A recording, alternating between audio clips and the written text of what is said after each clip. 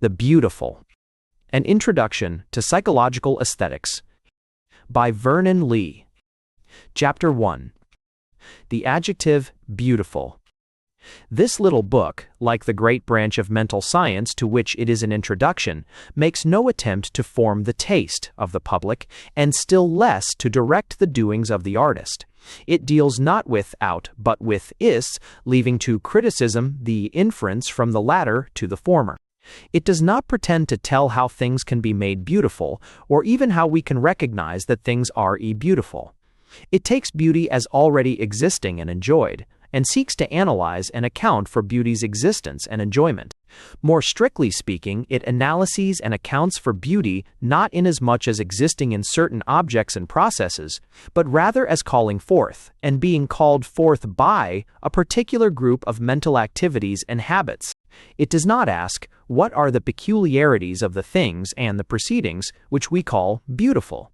But, what are the peculiarities of our thinking and feeling when in the presence of a thing to which we apply this adjective? The study of single beautiful things, and even more, the comparison of various categories thereof, is indeed one half of all scientific aesthetics, but only inasmuch as it adds to our knowledge of the particular mental activities which such beautiful, and vice versa, ugly, things elicit in us.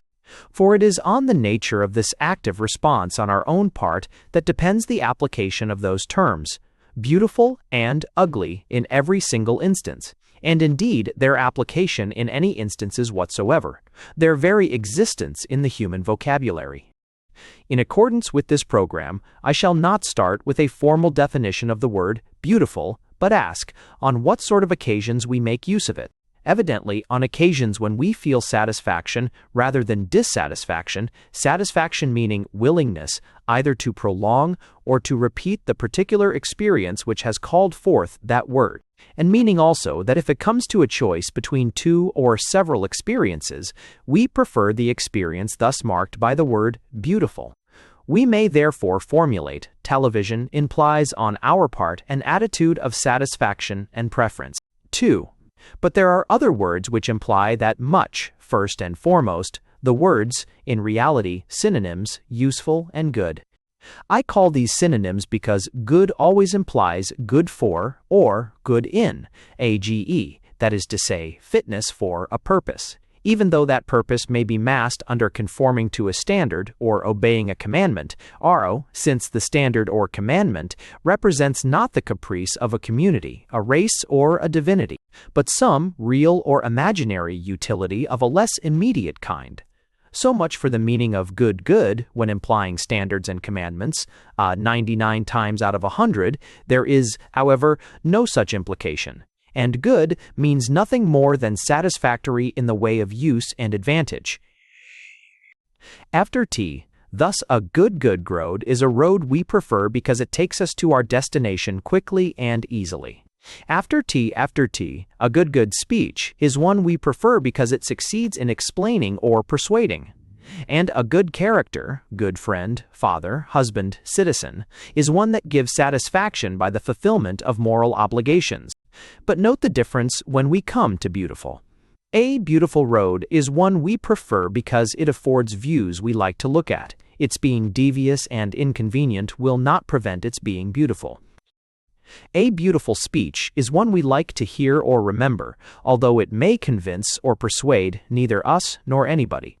A beautiful character is one we like to think about, but which may never practically help anyone, if, for instance, it exists not in real life, but in a novel. Thus the adjective, beautiful, implies an attitude of preference, but not an attitude of present or future turning to our purposes.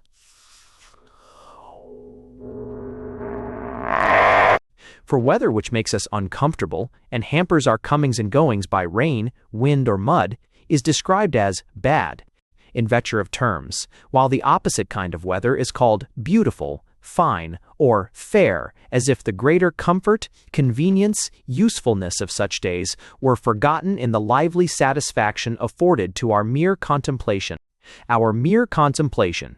Here we have struck upon the main difference between our attitude when we use the word ek or useful and when we use the word beautiful. And we can add to our partial formula. Beautiful implies satisfaction and preference, the distinguishing predicate. ECO ifat. This general statement will be confirmed by an everyday anomaly in our use of the word beautiful, and the examination of this seeming exception will not only exemplify what I have said about our attitude when employing that word, but add to this information the name of the emotion corresponding with that attitude, the emotion of admiration. For the self-same object or proceeding may sometimes be called good and sometimes beautiful, according as the mental attitude is practical or contemplative.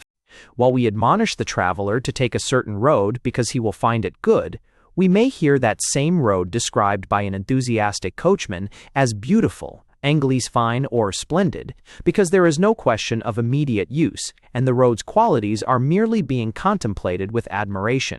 Similarly, we have all of us heard an engineer apply to a piece of machinery, and even a surgeon to an operation, the apparently far-fetched adjective beautiful, or one of the various equivalents, fine, splendid, glorious, even occasionally jolly. The change of word represents a change of attitude. The engineer is no longer bent upon using the machine, nor the surgeon estimating the advantages of the operation. Each of these highly practical persons has switched off his practicality, if but for an imperceptible fraction of time and in the very middle of a practical estimation or even of practice itself. The machine or operation, the skill, the inventiveness, the fitness for its purposes, are being considered apart from action, an advantage, means, and time, today or yesterday, blade on, as a resterday or yesterday. Platonically, we may call it from the first great teacher of aesthetics. They are being, in one word, contemplated with admiration. And admiration is the rough and ready name for the mood, however transient, for the emotion, however faint, wherewith we greet whatever makes us contemplate, because contemplation happens to give satisfaction. The satisfaction may be a mere skeleton of the "I'd rather than not" description, or it may be a massive alteration in our being, radiating far beyond the present, evoking from the past similar conditions to corroborate it, storing itself up for the future, penetrating, like the joy of a fine day, into our animal spirits, altering pulse, breath, gait, glance, and demeanor, and transfiguring our whole momentary outlook on life. But, superficial or overwhelming, this kind of satisfaction connected with the word beautiful is always of the contemplative order. And upon the fact we have thus formulated depend, as we shall see, most of the other facts and formulae of our subject. This essentially unpractical attitude, accompanying the use of the word beautiful, has led metaphysical aestheticians to two famous, and I think, quite misleading theories. The first of these defines aesthetic appreciation as disinterested interest, gratuitously identifying self-interest with the practical pursuit of advantages we have not yet got, and overlooking the fact that such appreciation implies enjoyment and is so far the very reverse of disinterested. The second philosophical theory, originally Schiller's, and revived by Herbert Spencer, takes advantage of the non-practical attitude connected with the word beautiful to define art and its enjoyment as a kind of play. CO. Now, although leisure and freedom from cares are necessary, both for play and for aesthetic appreciation, the latter differs essentially from the former by its contemplative nature. For although it may be possible to watch other people playing football or chess or bridge in a purely contemplative spirit and with the deepest admiration, even as the engineer or surgeon may contemplate the perfections of a machine or an operation, yet the concentration on the aim and the next moves constitutes on the part of the players themselves an eminently practical state of mind, one diametrically opposed to contemplation, as I hope to make evident in the next section. Chapter 2. Contemplative satisfaction.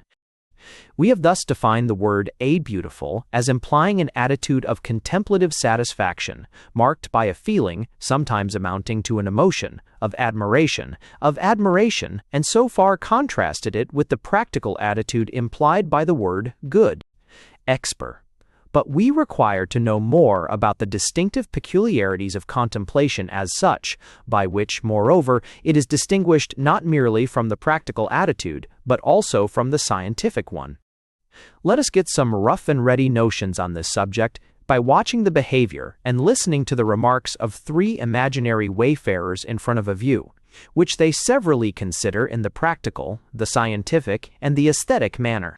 The view was from a hilltop in the neighborhood of Rome or of Edinburgh, whichever the reader can best realize, and in its presence the three travelers halted and remained for a moment absorbed each in his thoughts. "It will take us a couple of hours to get home on foot," began one of the three. "We might have been back for tea time, if only there had been a tram and a funicular, and that makes me think, why not start a joint stock company to build them? There must be water power in these hills. The hill people could keep cows and send milk and butter to town. Also, houses could be built for people whose work takes them to town, but who want good air for their children, the hire purchase system, you know. It might prove a godsend and a capital investment, though I suppose some people would say it's spoilt the view. The idea is quite a good one. I shall get an expert." "These hills," put in the second man, "are said to be part of an ancient volcano. I don't know whether that theory is true. It would be interesting to examine whether the summits have been ground down in places by ice, and whether there are traces of volcanic action at different geological epochs. The plain, I suppose, has been under the sea at no very distant period. It is also interesting to notice, as we can up here, how the situation of the town is explained by the river affording easier shipping on a coast poor in natural harbors. Moreover, this has been the inevitable meeting place of seafaring and pastoral populations. These investigations would prove, as I said, remarkably full of interest." "I wish," complained the third wayfarer, but probably only to himself, "I wish these men would hold their tongues and let one enjoy this exquisite place without diverting one's attention to what might be done, or to how it all came about."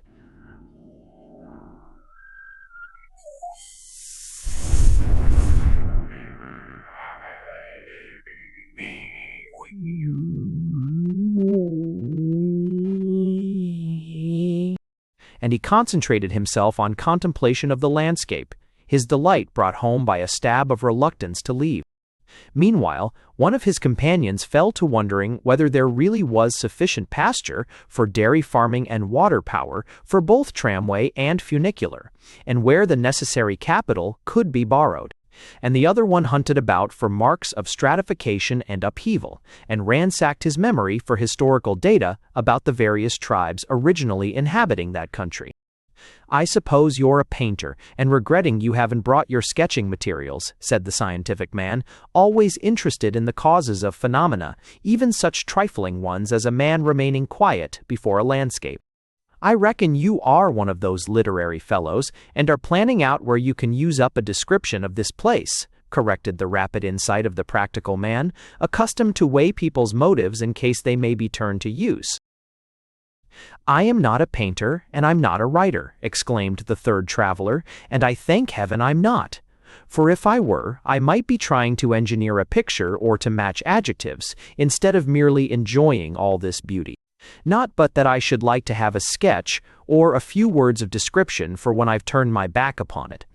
And heaven help me, I really believe that when we are all back in London, I may be quite glad to hear you two talking about your tramway funicular company and your volcanic and glacial action, because your talk will evoke in my mind the remembrance of this place and moment which you have done your best to spoil for me." "That's what it is to be aesthetic," said the two almost in the same breath. "And that, I suppose," answered the third with some animosity, "is what you mean by being practical or scientific. Now the attitude of mind of the practical man and of the man of science, though differing so obviously from one another, the first bent upon producing new and advantageous results, the second examining, without thought of advantage, into possible causes, both differed in the same way from the attitude of the man who was merely contemplating what he called the beauty of the scene. They were, as he complained, thinking of what might be done and of how it had all come about. That is to say, they were both thinking away from that landscape. The scientific man actually turned his back to it in examining first one rock, then another. The practical man must have looked both at the plain in front and at the hill he was on, since he judged that there was pasture and water power and that the steepness required supplementing the tramway by a funicular. But besides the different items of landscape, and the same items under different angles, which were thus offered to these two men's bodily eyes, there was a far greater variety and rapider succession of items and perspectives presented to the eyes of their spirit. The practical man's mental eye seeing not only the hills, plain, and town, with details not coexisting in perspective or even in time, but tram lines and funiculars in various stages of progress, dairy products, pasture, houses, dynamos, waterfalls, offices, advertisements, checks, etc., etc., and the scientific man's inner vision, glancing with equal speed from volcanoes to ice caps and seas in various stages of geological existence, besides minerals under the microscope, inhabitants in prehistoric or classic garb, let alone probably pages of books and interiors of libraries. Moreover, most, if not all these mental images, blocking out from attention the really existing landscape, could be called images only by courtesy, swished over by the mental eye as by an express train, only just enough seen to know what it was, or perhaps nothing seen at all. Mere words filling up gaps in the chain of thought.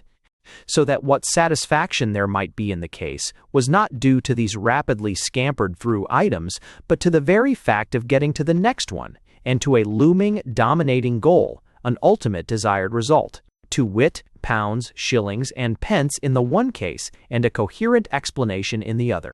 In both cases, equally, there was a kaleidoscopic and cinematographic succession of aspects, but of aspects of which only one detail perhaps was noticed.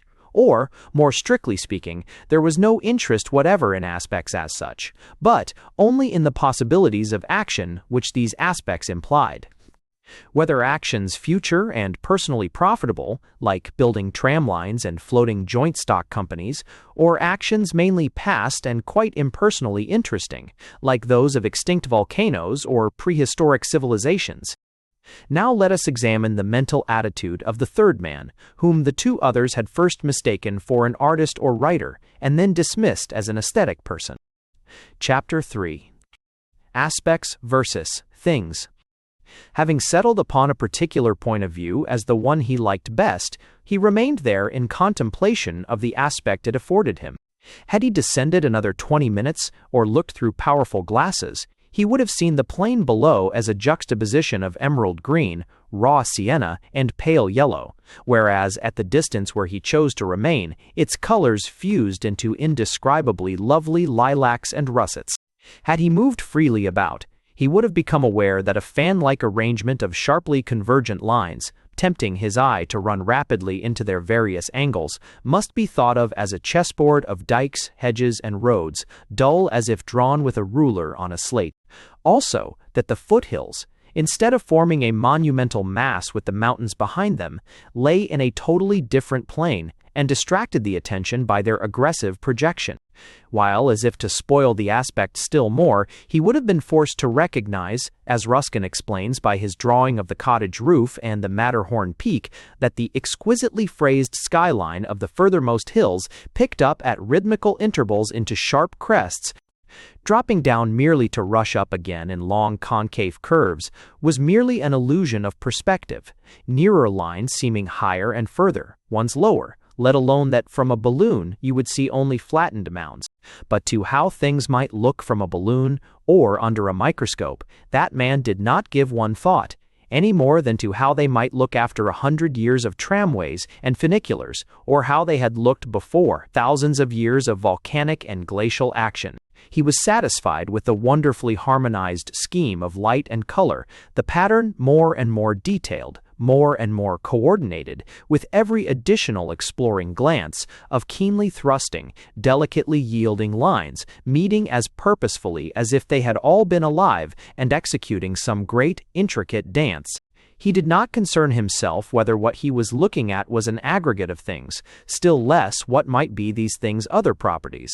He was not concerned with things at all, but only with a particular appearance. He did not care whether it answered to reality, only with one. He did not want to know whether there might be any other aspect.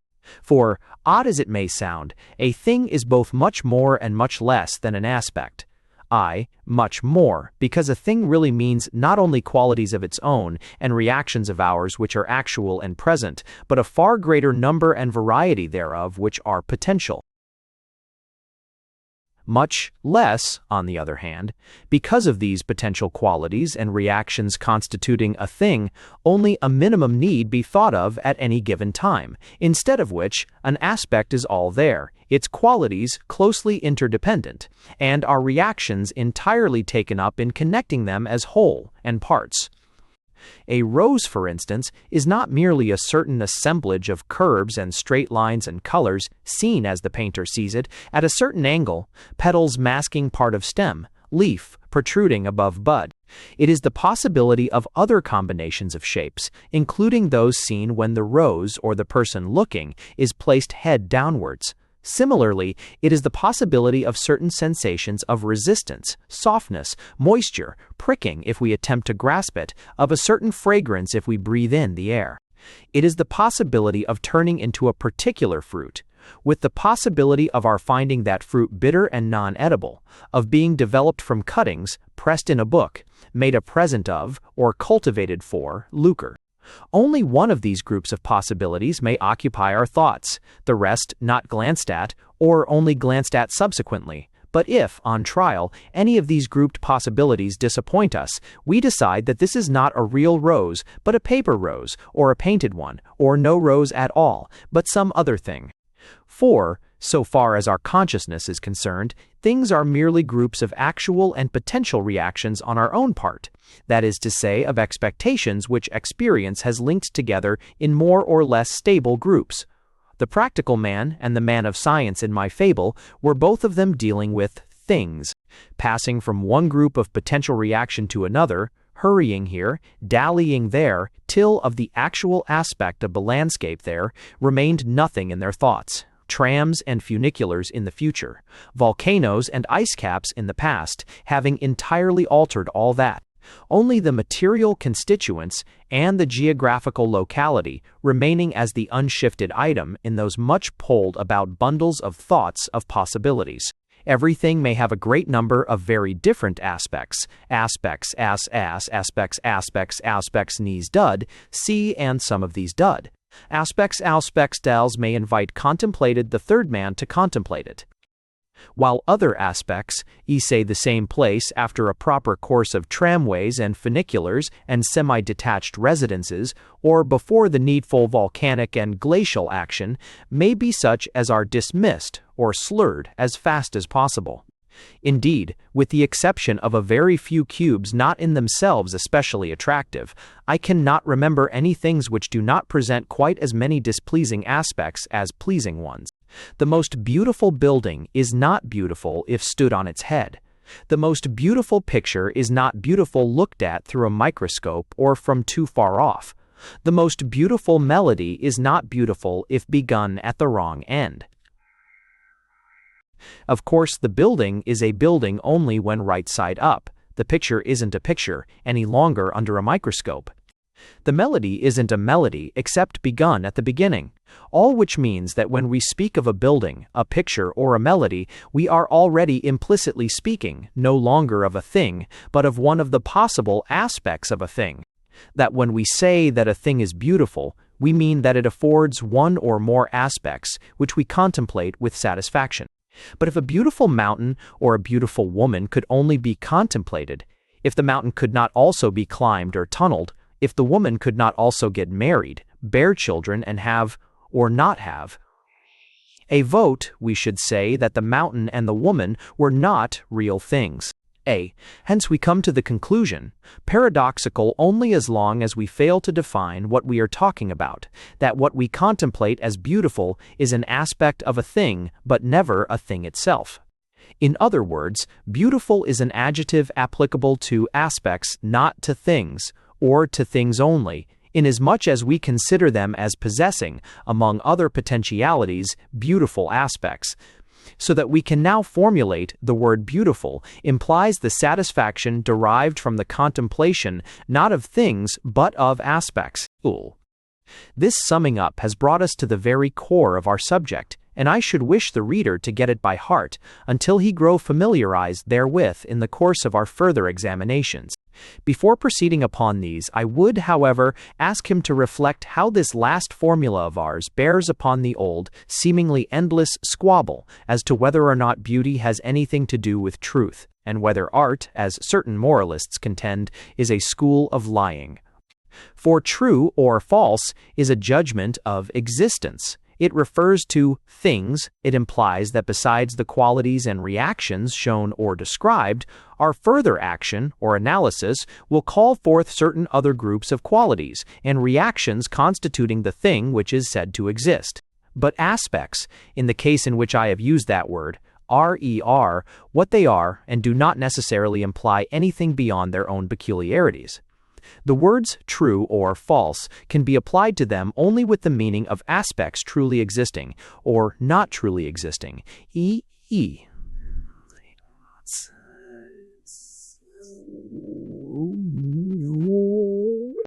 aspects of which it is true or not to say that they exist.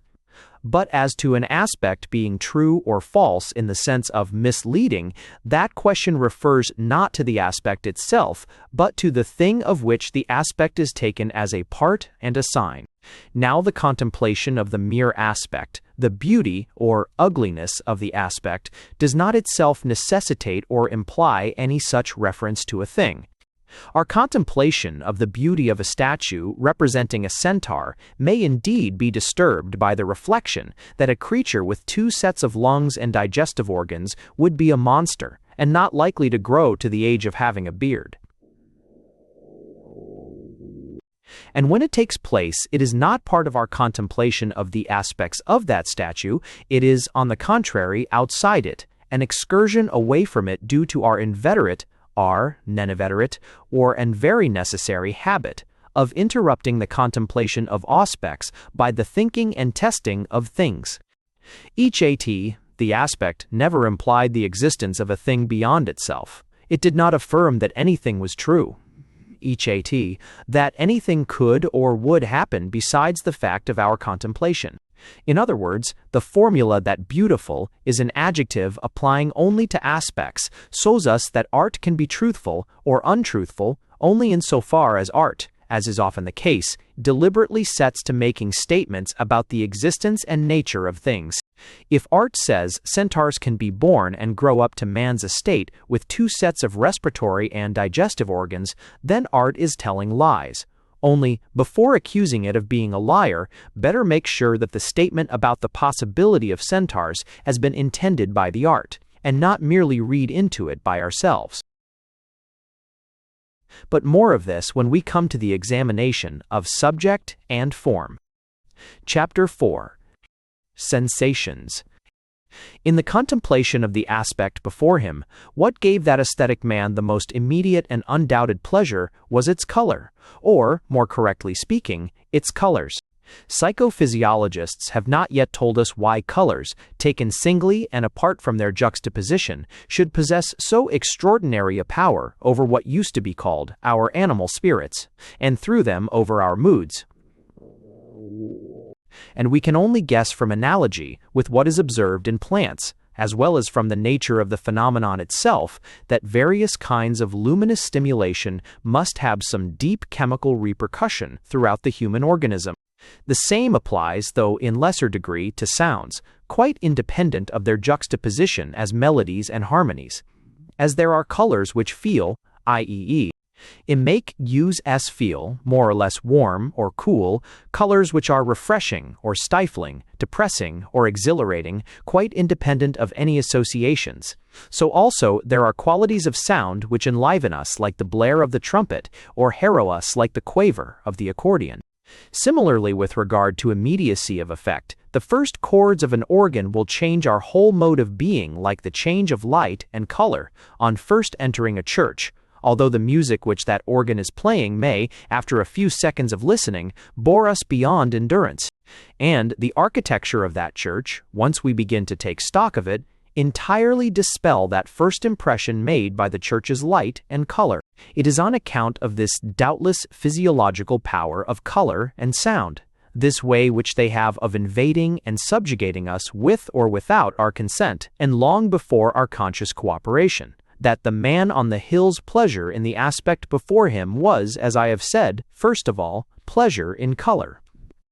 Also, because pleasure in color, like pleasure in mere sound quality or timbre, is accessible to people who never go any further in their aesthetic preference. Children, as everyone knows, are sensitive to colors, long before they show the faintest sensitiveness for shapes.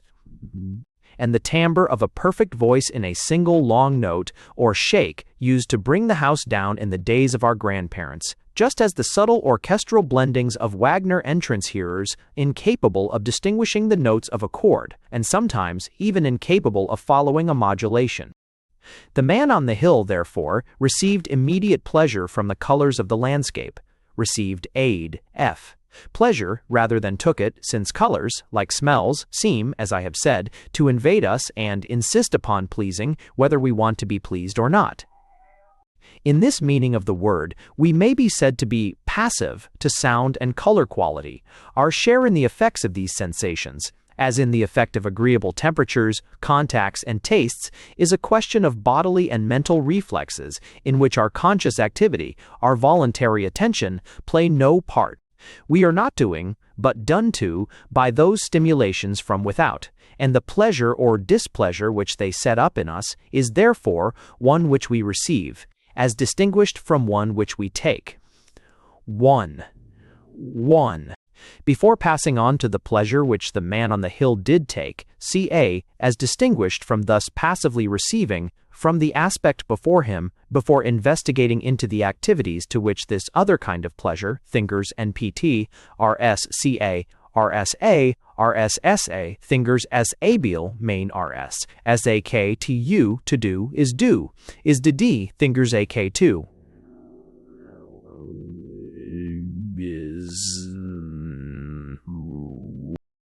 We must dwell a little longer on the colors which delighted him, and upon the importance or unimportance of those colors with regard to that aspect A he was contemplating. These colors, particularly a certain rain-washed blue, a pale lilac, and a faded russet, gave him, as I said, immediate and massive pleasure, like that of certain delicious tastes and smells. Indeed, anyone who had watched him attentively might have noticed that he was making rather the same face as a person rolling, as Meredith says, a fine vintage against his palate, or drawing in deeper draughts of exquisitely scented air. He himself, if not too engaged in looking, might have noticed the accompanying sensations in his mouth, throat, and nostrils, all of which, his only active response to the color, was merely the attempt to receive more of the already received sensation.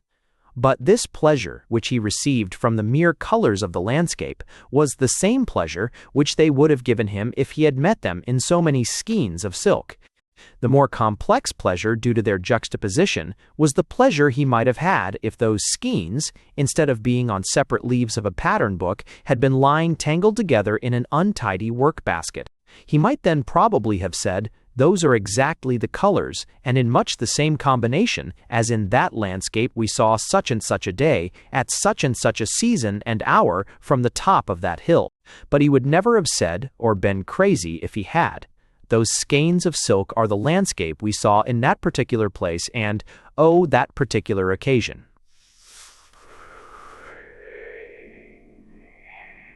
Now, the odd thing is that he would have used that precise form of words, that is, the landscape, etc., etc.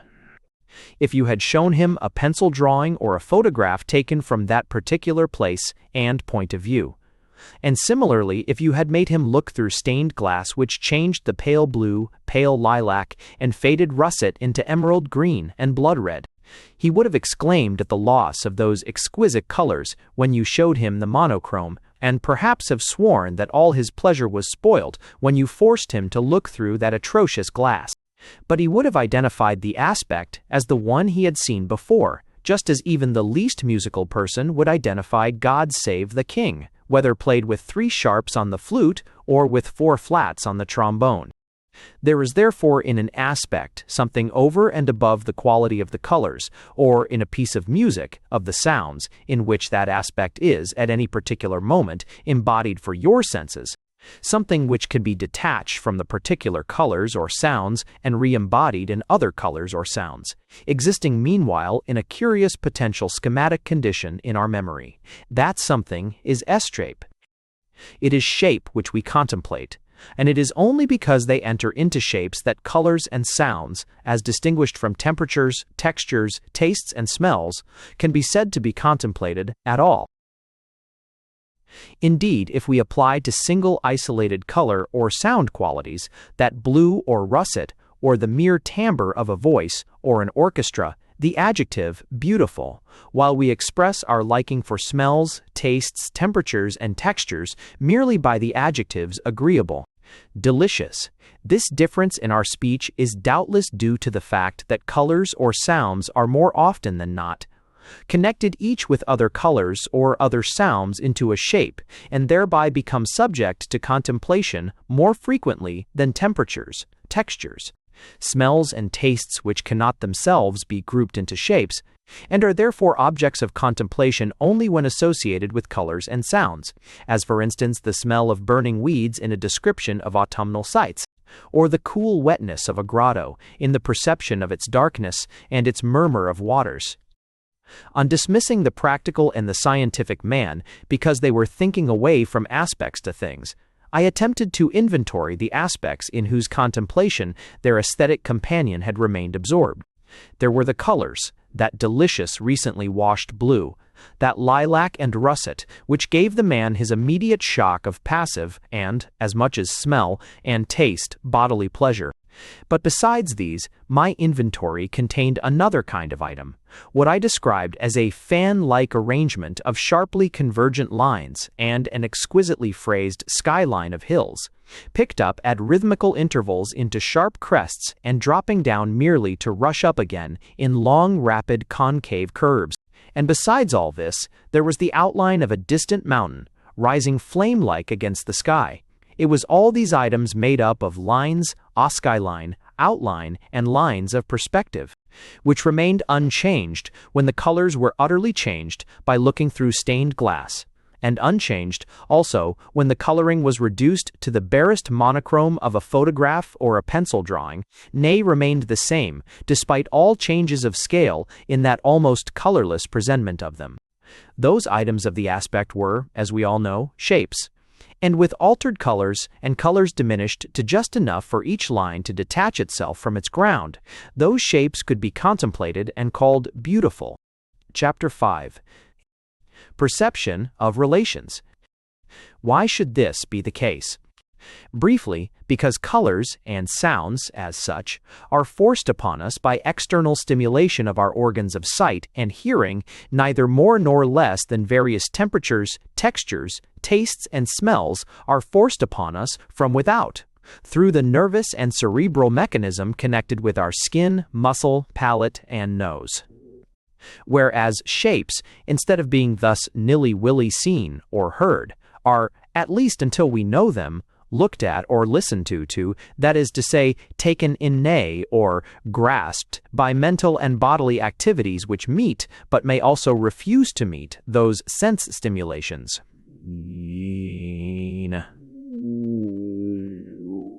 Moreover, because these mental and bodily activities, being our own, can be rehearsed in what we call our memory without the repetition of the sensory stimulations which originally started them, and even in the presence of different ones. In terms of mental science, color and sound, like temperature, texture, taste, and smell, are sensations, while shape is, in the most complete sense, a perception.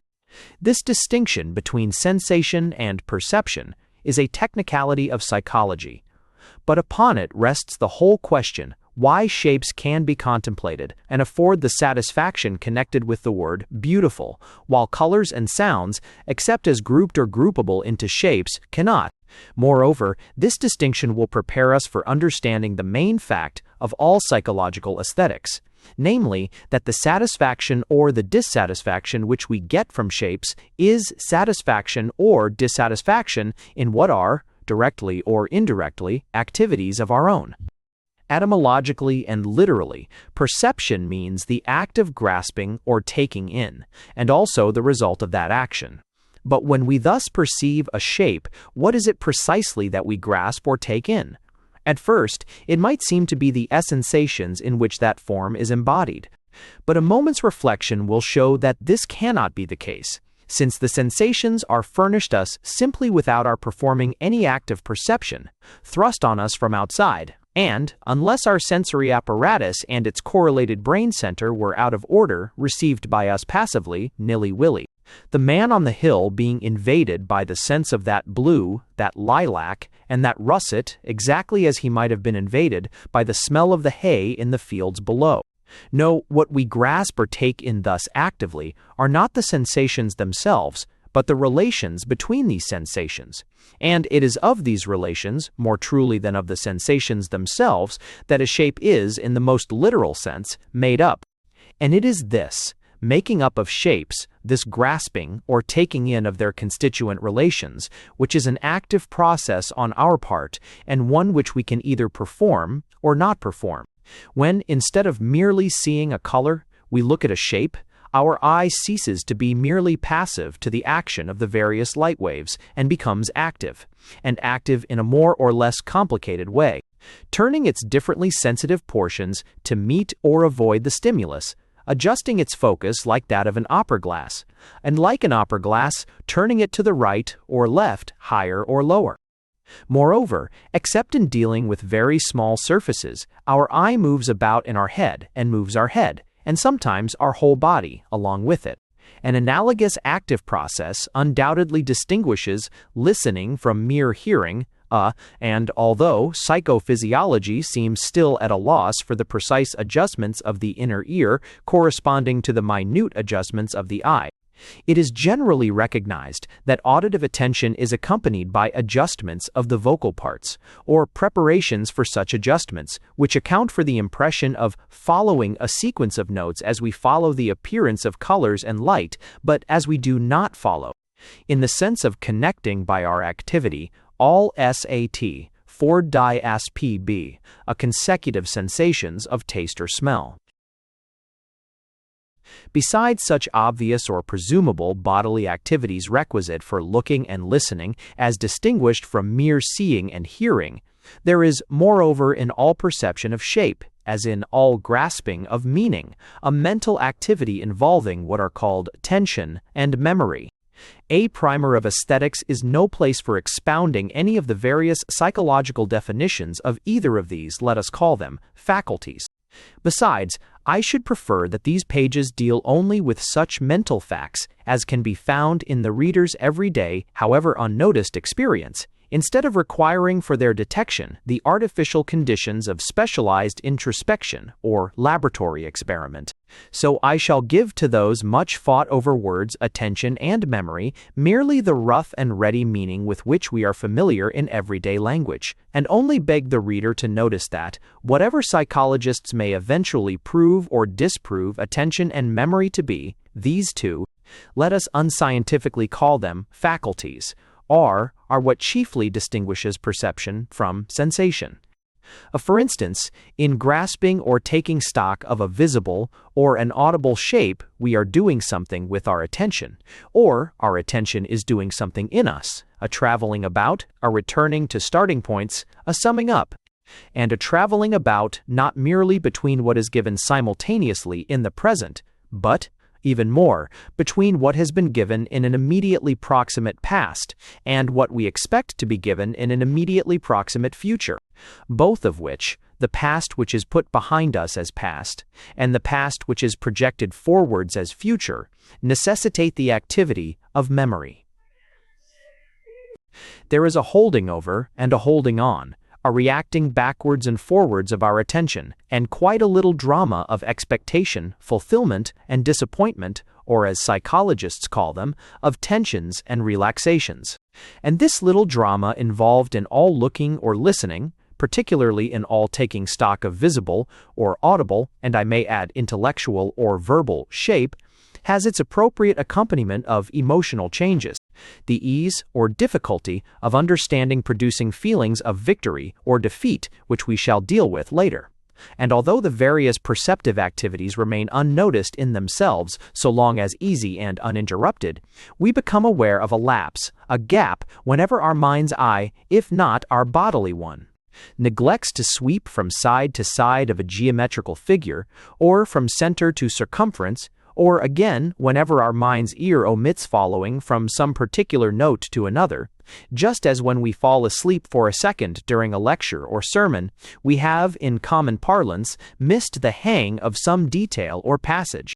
What we have missed in that lapse of attention is a relation, the length and direction of a line, or the span of a musical interval, or, in the case of words, the references of noun and verb, the coordination of tenses of a verb. And it is such relations, more or less intricate and hierarchic, which transform what would otherwise be meaningless juxtapositions or sequences of sensations into the significant entities which can be remembered and recognized even when their constituent sensations are completely altered, namely, shapes. Each receive FAW, according to Doppie TD, and listing 20 ocean W's FAs for Reesers AP4, satisfaction in contemplating an aspect. We can now add that an aspect consists of sensations grouped together into relations by our active, our remembering and foreseeing, perception. Chapter 6. Elements of shape.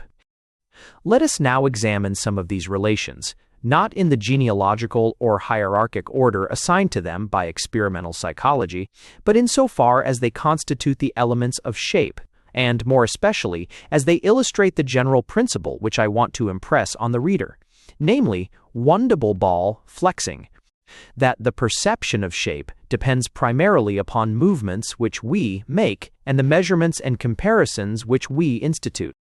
And first we must examine mere extension as such, which distinguishes our active dealings with visual and audible sensations from our passive reception of the sensations of taste and smell. For while in the case of the latter a succession of similar stimulations affects us as more taste of strawberry or more smell of rose when intermittent, or as a vague there is a strong or faint taste of strawberry, and a there is a smell of lemon flower when continuous, our organ of sight being mobile reports not more black on white, but so many inches of black line on a white ground, that is to say, reports a certain extension answering to its own movement. This quality of extension exists also in our sound perceptions, although the explanation is less evident. Notes do not indeed exist, but only sounding bodies and air vibrations in the space which we call real, because our eye and our locomotion coincide in their accounts of it, but notes are experienced, that is, thought and felt, as existing in a sort of imitation space of their own. This musical space, as M. Doriac has rightly called it, has limits corresponding with those of our power of hearing or reproducing notes, and a central region corresponding with our habitual experience of the human voice.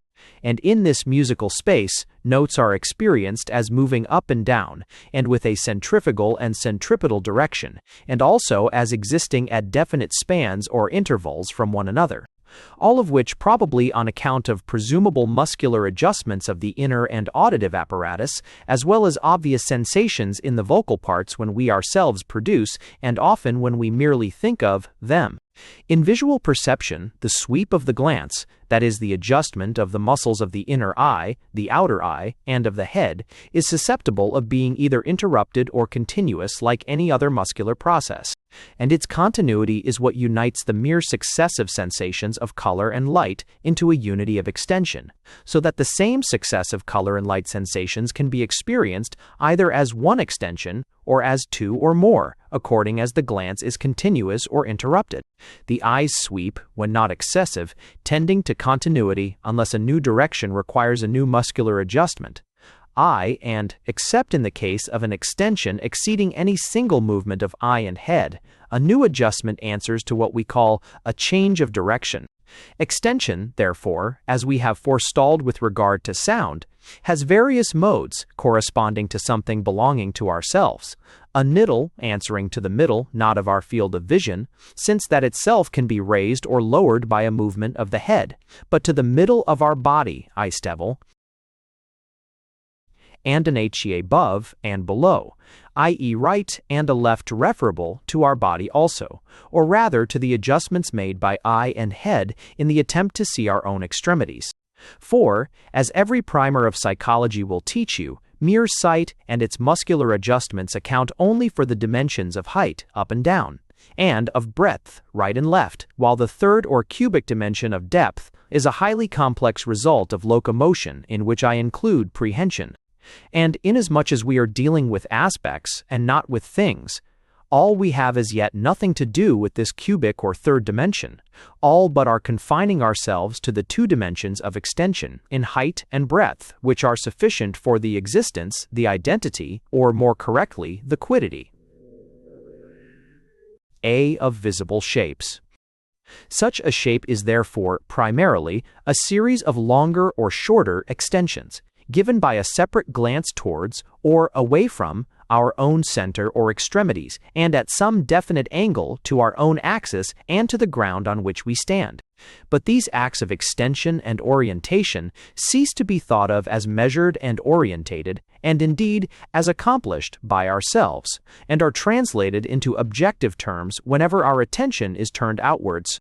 Thus we say that each line is of a given length and direction, so or so much off the horizontal or vertical. So far, we have established relations only to ourselves. We now compare the acts of extension one against the other, and we also measure the adjustment requisite to pass from one to another, continuing to refer them all to our own axis and center. In everyday speech, we perceive that the various lines are as similar and dissimilar in length, direction, and orientation. We compare, see, and comparing, we combine them in the unity of our intention. Thought of together, they are thought of as belonging together. Meanwhile, the process of such comparison of the relation of each line with us to the analogous relation to us of its fellows produces yet further acts of measurement and comparison. For in going from one of our lines to another, we become aware of the presence of, how shall I express it? Well, of a nothing between them, what we call blank space, because we experience a blank of the particular sensations, say red and black, with which we are engaged in those lines. Between the red and black sensations of the lines we are looking at, there will be a possibility of other color sensations, say the white of the paper, and these white sensations we shall duly receive, for, except by shutting our eyes, we could not avoid receiving them. But though received, these white sensations will not be attended to, because they are not what we are busied with. We shall be passive towards the white sensations while we are active towards the black and red ones. We shall not measure the white, not sweep our glance along it as we do along the red and the black. And, as esoteris as paribus, our tense awareness of active states always throws into insignificance a passive state sandwiched between them. So, bent as we are upon our red and black extensions and their comparative lengths and directions, we shall treat the uninteresting white extensions as a blank, a gap, while for, a gra, while for, while, a gap, as that which separates the objects of our active interest, and takes what existence it has for our mind, only from its relation of separating those interesting, actively measured and compared lines. Thus the difference between our active perception and our merely passive sensation accounts for the fact that every visible shape is composed of lines, or bands, measured and compared with reference to our own ocular adjustments and our axis and center. Lines existing, as we express it, in blank space, that is to say, space not similarly measured. Lines, moreover, enclosing between each other more of this blank space, which is not measured in itself, but subjected to the measurement of its enclosing lines. And similarly, every audible shape consists not merely of sounds enclosing silence, but of heard tones between which we are aware of the intervening blank interval which might have been occupied by the intermediary tones and semitones. In other words, visible and audible shape is composed of alternations between active, that is, moving, measuring, referring, comparing, attention and tension, and passive, that is, comparatively sluggish, reception of mere sensation. This fact implies another and very important one, which I have indeed already hinted at. If perceiving shape means comparing lines, they may be bands, but we will call them lines, and the lines are measured only by consecutive eye movements, then the act of comparison evidently includes the cooperation, however infinitesimally brief, of memory. The two halves of this Chippendale chairback exist simultaneously in front of my eyes, but I cannot take stock simultaneously of the lengths and orientation of the curves to the right and the curves of the left. I must hold over the image of one half and unite it somewhere in what we call the mind with the other, nay, I must do this even with the separate curves constituting the patterns, each of which is measured by a sweep of the glance, even as I should measure them successively by applying a tape and then remembering and comparing their various lengths, although the ocular process may stand to the tape process as a minute of our time to several hundreds of years. This comes to saying that the perception of visible shapes, even like that of audible ones, takes place in time and requires therefore the cooperation of memory. Now memory, paradoxical as it may sound, practically implies expectation. The use of the past, to so speak, is to become that visionary thing we call the future. Hence, while we are measuring the extension and direction of one line, we are not only remembering the extent and direction of another previously measured line, but we are also expecting a similar, or somewhat similar, act of measurement of the next line. Even as in following a melody, we not only remember the preceding tone, but expect the succeeding ones. Such interplay of present, past, and future is requisite for every kind of meaning, for every unit of thought, and, among others, of the meaning, the thought, which we contemplate under the name of shape. It is on account of this interplay of present, past, and future that one counts feelings of tension and relaxation among the elements of form perception. And the mention of such feelings, by rudiments of emotion, brings us to recognize that the remembering and foreseeing of our acts of measurement and orientation constitutes a microscopic psychological drama. Shall we call it the drama of the soul molecules? Whose first familiar examples are those two peculiarities of visible and audible shape called symmetry and rhythm. Both of these mean that a measurement has been made, and that the degree of its span is kept in memory to the extent of our expecting that the next act of measurement will be similar. O-symmetry exists quite as much in time, O-sense, in shapes made up of sound relations as in space, and R-rhythm, which is commonly thought of as an especially musical relation, exists as much in space as in time, RBN.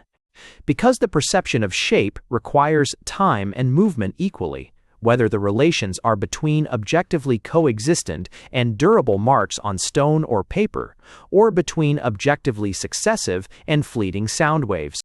Also because, while the single relations of lines and of sounds require to be ascertained successively, the combination of those various single relations, their relations with one another as whole and parts, require to be grasped by an intellectual synthesis, as much in the case of notes as in the case of lines. If, in either case, we did not remember the first measurement when we obtained the second, there would be no perception of shape, however elementary, which is the same as saying that for an utterly oblivious mind there could be no relationships, and therefore no meaning. In the case of symmetry, the relations are not merely the lengths and directions of the single lines, that is to say, their relations to ourselves, and the relation established by comparison between these single lines. There is now also the relation of both to a third, itself of course related to ourselves, indeed, as regards visible shape, usually answering to our own axis. The expectation which is liable to fulfilling or balking is therefore that of a repetition of this double relationship remembered between the lengths and directions on one side, by the lengths and directions on the other, and the repetition of a common relation to a central item. The case of rhythm is more complex, for, although we usually think of rhythm as a relation of two items, it is in reality a relation of four or more. More, men expect, is a mixture of similarity with dissimilarity between lengths, directions, or impacts. For with rhythm, we come to another point, illustrative of the fact that all shape elements depend upon our own activity and its modes. A rhythmical arrangement is not necessarily one between objectively alternated elements like objectively longer or shorter lines of a pattern, or objectively higher or lower, or longer and shorter notes. Rhythm exists equally where the objective data, the sense stimulations, are uniform, as is the case with the ticks of a clock. These ticks would be registered as exactly similar by appropriate instruments. But our mind is not such an impassive instrument. Our mind, whatever our mind may really be, is subject to an alternation of more and less, of vivid and less vivid, important and less important, of strong and weak, and the objectively similar stimulations from outside, of sound or color or light, are perceived as vivid or less vivid, important or less important, according to the beat of this mutual alternation with which they coincide. Thus, the uniform ticking of the clock will be perceived by us as a succession in which the stress, that is, the importance, is thrown upon the first or the second member of a group, and the recollection and expectation are therefore of a unity of dissimilar importance. We hear strong weak, and remembering strong weak, we make a new strong weak out of that objective uniformity. Here, there is no objective reason for one rhythm more than another. All ab anyway, and we express this by saying that the tickings of a clock have no intrinsic form. For form, as prefer to call it, CER, CPR, CER, is CER, CP. Although it exists only in the mind capable of establishing and correlating its constituent relationships, takes an objective existence when the material stimulations from the outer world are such as to force all normally constituted minds to the same series and combinations of perceptive acts, a fact which explains why the artist can transmit the shapes existing in his own mind to the mind of a beholder or hearer by combining. For form, CR as I prefer to call it, S shape, although it exists only in the mind capable of establishing and correlating its constituent relationships, certain objective stimulations, say those of pigments on paper or of sound vibrations in time, so as to provoke perceptive activities similar to those which would, H. ceteris paribus, have been provoked in himself if that shape had not existed, first of all only in his mind. A further illustration of the principle that shape perception is a combination of active measurements and comparisons and of remembrance and expectations is found in a fact which has very great importance in all artistic dealings with shapes. I have spoken, for simplicity's sake, as if the patches of color on a blank AGE, uninteresting ground along which the glance sweeps, were invariably contiguous and continuous. But these color patches and the sensations they afford us are just as often discontinuous in the highest degree, and the lines constituting a shape may, as for instance in constellations, be entirely imaginary. The fact is that what we feel as a line is not an objective continuity of color or light patches, but the continuity of our glance's sweep, which may either accompany this objective continuity or replace it. Indeed, such imaginary lines thus established between isolated color patches are sometimes felt as more vividly existing than real ones, because the glance is not obliged to take stock of their parts, but can rush freely from extreme point to extreme point. Moreover, not only half the effectiveness of design, but more than half the efficiency of practical life is due to our establishing such imaginary lines. We are inevitably and perpetually dividing visual space, and something of the sort happens also with musical space, by objectively non-existent lines answering to our own bodily orientation. Every course, every trajectory is of this sort. And every drawing executed by an artist, every landscape offered us by nature is felt, because it is measured with reference to a set of imaginary horizontals or perpendiculars. While, as I remember the late Mr. G.F.F. Watts showing me, every curve which we look at is felt as being a part of an imaginary circle into which it could be prolonged. Our sum of measuring and comparing activities, and also our dramas of remembrance and expectation, are therefore multiplied by these imaginary lines, whether they connect, constellation-wise, a few isolated color indications, or whether they are established as standards of reference, horizontals, verticals, etc. For other really existing lines, or whether again they be thought of, like those circles, as wholes of which objectively perceived series of color patches might possibly be parts. In all these cases, imaginary lines are felt as existing, inasmuch as we feel the movement by which we bring them into existence, and even feel that such a movement might be made by us when it is not. So far, however, I have dealt with these imaginary lines only as an additional proof that shape perception is an establishment of two-dimensional relationships through our own activities and an active remembering, foreseeing, and combining thereof. Chapter 7. Facility and difficulty of grasping. Of this, we get further proof when we proceed to another and less elementary relationship implied in the perception of shape, the relation of whole and parts. In dealing with the ground upon which we perceive our red and black patches to be extended, I have already pointed out that our operations of measuring and comparing are not applied to all the patches of color which we actually see, but only to such as we look at, an observation equally applicable to sounds. In other words, our attention selects certain sensations and limits to these all that establishing of relations, all that measuring and comparing, all that remembering and expecting, the other sensations being excluded. Now, while whatever is thus merely seen, but not looked at, is excluded as so much blank or otherness, whatever is, on the contrary, 69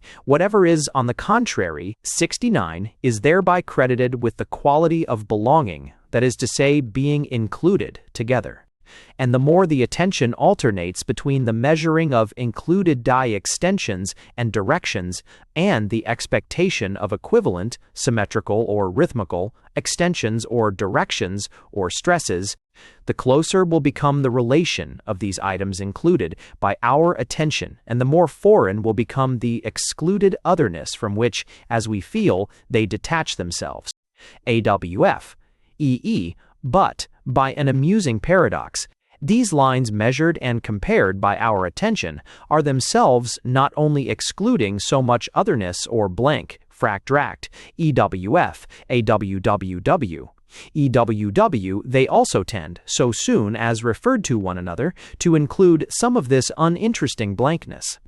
And it is across this more or less completely included blankness that the eye and the imagination draw such imaginary lines as I have pointed out with reference to the constellations. Thus, a circle, say of red patches, excludes some of the white paper on which it is drawn, but it includes or encloses the rest. Place a red patch somewhere on that enclosed blank, our glance and attention will now play not merely along the red circumference, but to and fro between the red circumference and the red patch, thereby establishing imaginary but thoroughly measured and compared lines between the two. Draw a red line from the red patch to the red circumference. You will begin expecting similar lengths on the other sides of the red patch, and you will become aware that these imaginary lines are, or are not, equal, in other words, that the red patch is, or is not, equidistant from every point of the red circumference. And if the red patch is not thus in the middle, You will expect and imagine another patch which is, and from this imaginary center you will draw imaginary lines, that is, you will make by no means imaginary glance sweeps to the red circumference. Thus, you may go on adding real red lines and imaginary lines connecting them with the circumference, and the more you do so, the more you will feel that all these real lines and imaginary lines and all the blank space which the latter measure are connected, or susceptible of being connected, closer and closer. Every occasional excursion beyond the boundary only bringing you back with an increased feeling of this interconnection, and an increased expectation of realizing it in further details. But if on one of these glance flickings beyond the circumference, your attention is caught by some color patch or series of color patches outside of it, you will either cease being interested in the circle and wander away to the new color patches, or, more probably, try to connect that outlying color with the circle and its radii, or again, failing that, you will overlook it as, in a pattern of concentric circles, you overlook a color band which, as you express it, has nothing to do with it, that is, with what you are looking at, or again, listening to. For if a church bell mixes its tones and rhythm with that of a symphony you are listening to, you may try and bring them in, make a place for them, expect them among the other tones or rhythms, failing which you will, after a second or two, cease to notice those bells, cease to listen to them, giving all your attention once more to the sonorous whole, whence you have expelled those intruders, or else, again, the intrusion will become an interruption, and the bells, once listened to, will prevent your listening adequately to the symphony. Moreover, if the number of extensions, directions, real or imaginary lines, or musical intervals, alternations of something and nothing, trains to pp prove too great for your powers of measurement and comparison, particularly if it all surpass your habitual interplay of recollection and expectation.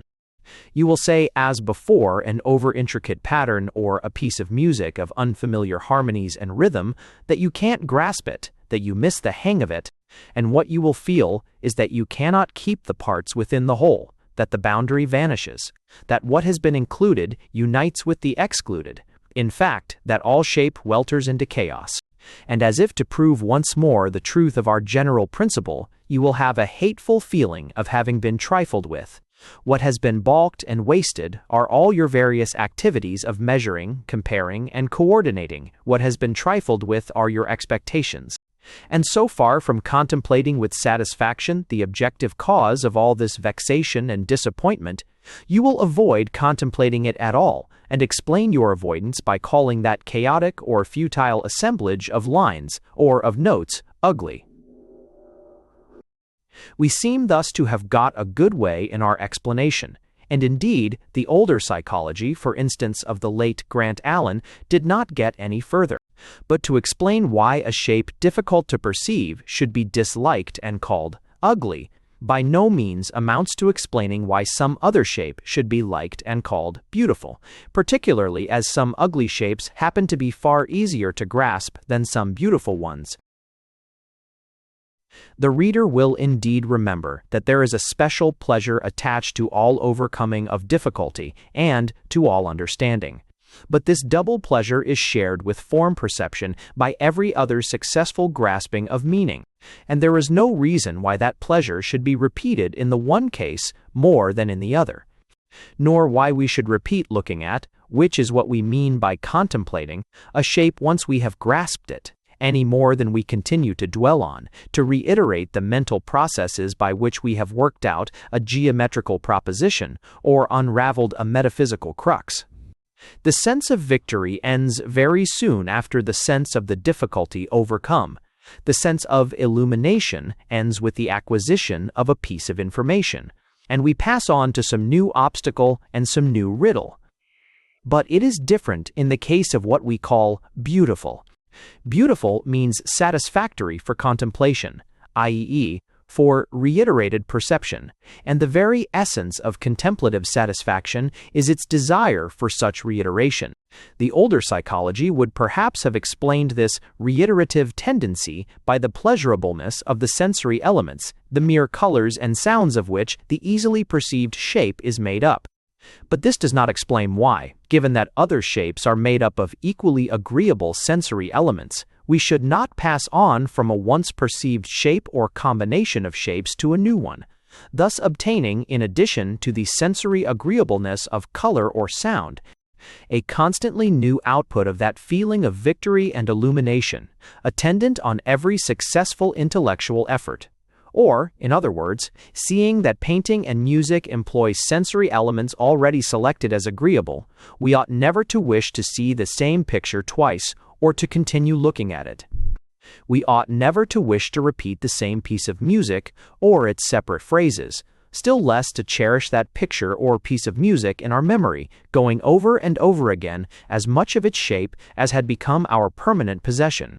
We return, therefore, to the fact that although balked perception is enough to make us reject a shape as ugly, i.e., such that we avoid entering into contemplation of it, easy perception is by no means sufficient to make us cherish a shape as beautiful, i.e., such that the reiteration of our drama of perception becomes desirable.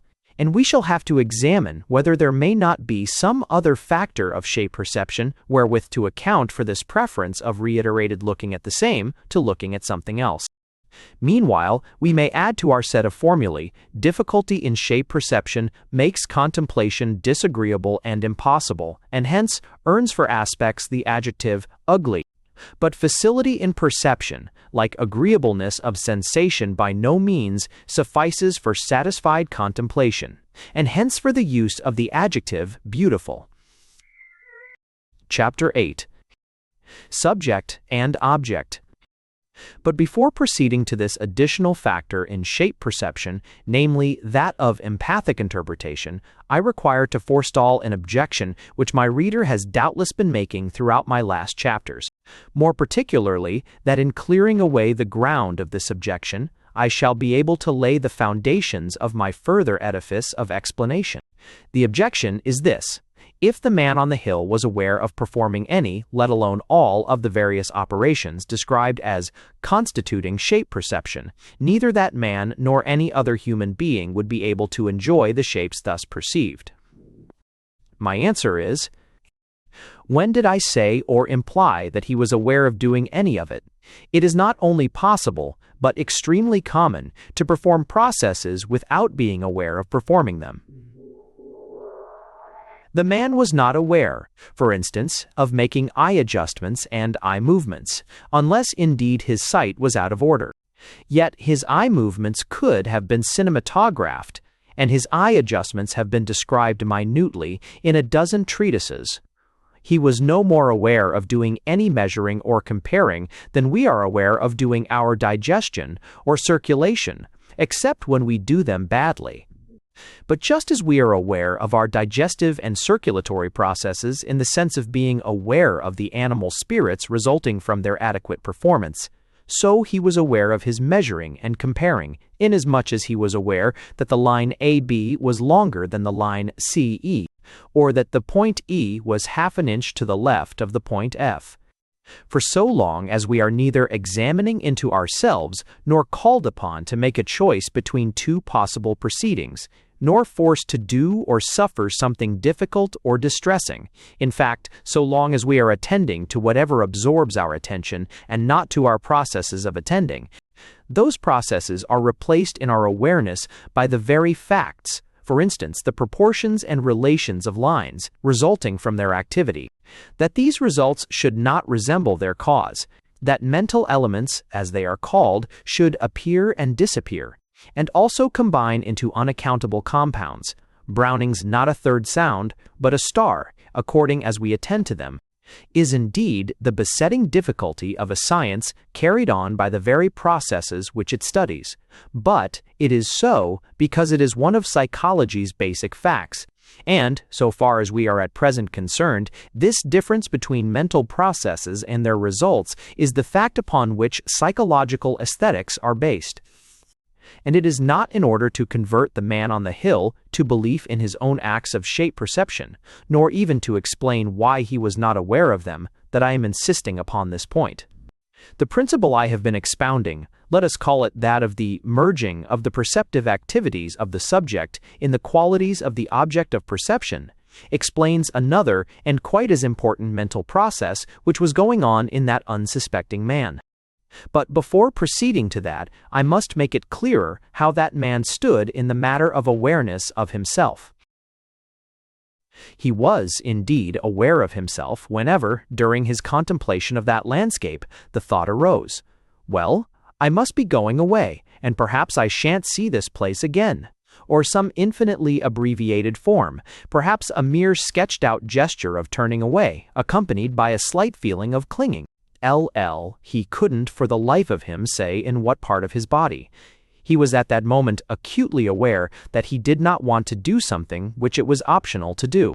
Or, if he acquiesced passively in the necessity of going away, aware that he wanted to come back, or at all events wanted to carry off as much as possible of what he had seen.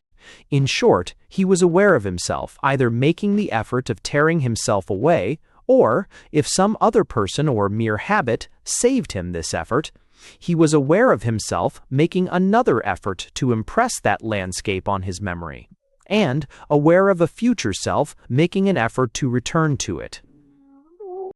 I call it effort. You may, if you prefer, call it will, at all events.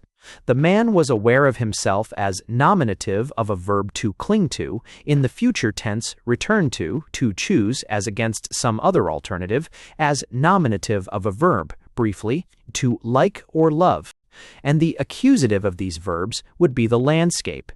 But unless the man's contemplation was thus shot with similar ideas of some action or choice of his own, he would express the situation by saying, "This landscape is awfully beautiful." This is. I want you to notice the formula by which the landscape, ceasing to be the accusative of the man's looking and thinking, becomes the nominative of a verb to be so-and-so. After that grammatical transformation is the sign of what I have designated, in philosophical language, as the merging of the activities of the subject in the object. It takes place already in the domain of simple sensation, whenever, instead of saying, "Staying, I taste," or "I smell something nice or nasty," we say, "This thing tastes or smells nice or nasty." And I have now shown you how this tendency to put the cart before the horse increases when we pass to the more complex and active processes called perception. Turning, I measure this line, I compare these two angles, into this line extends from A to B. These two angles are equals to two right angles. But before getting to the final inversion, this landscape is beautiful. Instead of EI like this landscape, there is yet another and far more curious merging of the subject's activities in the qualities of the object. This further putting of the cart before the horse, and, you will see, attributing to the cart what only the horse can be doing, falls under the head of what German psychologists call Einfühlung, or in-feeling, which Prof. Titchener has translated empathy. And now this new and comparatively newly discovered element in our perception of shape is the one to which, leaving out of account the pleasantness of mere color and sound sensations as such, we probably owe the bulk of whatever satisfaction we connect with the word beautiful. And I have already given the reader an example of such empathy when I described the landscape seen by the man on the hill as consisting of a skyline, dropping down merely to rush up again in rapid concave curves, to which I might have added that there was also a plain which extended, a valley which wound along, paths which climbed, and roads which followed the undulations of the land. But the best example was when I said that opposite to the man there was a distant mountain rising against the sky. Chapter 9. Empathy. The mountain rises. What do we mean when we employ this form of words? Some mountains, we are told, have originated in an upheaval. But even if this particular mountain did, we never saw it, and geologists are still disputing about how and whether. So the eye-rising sea we are talking about is evidently not that probable or improbable upheaval. CO. On the other hand, all geologists tell us that every mountain is undergoing a steady lowering, through its particles being weathered away and washed down. and our knowledge of landslips and avalanches shows us that the mountain, so far from rising, is descending. Of course we all know that, objects the reader, and of course nobody imagines that the rock and the earth of the mountain is rising, or that the mountain is getting up or growing taller. All we mean is that the mountain looks as if it were rising. The mountain looks.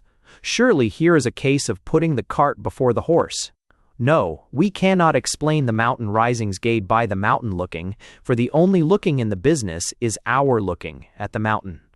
And if the reader objects again that these are all figures of speech, I shall answer that empathy is what explains why we employ figures of speech at all, and occasionally employ them, as in the case of this rising mountain, when we know perfectly well that the figure we have chosen expresses the exact reverse of the objective truth. Very well then, says the reader, we will avoid all figures of speech and say merely, when we look at the mountain we somehow or other think of the action of rising.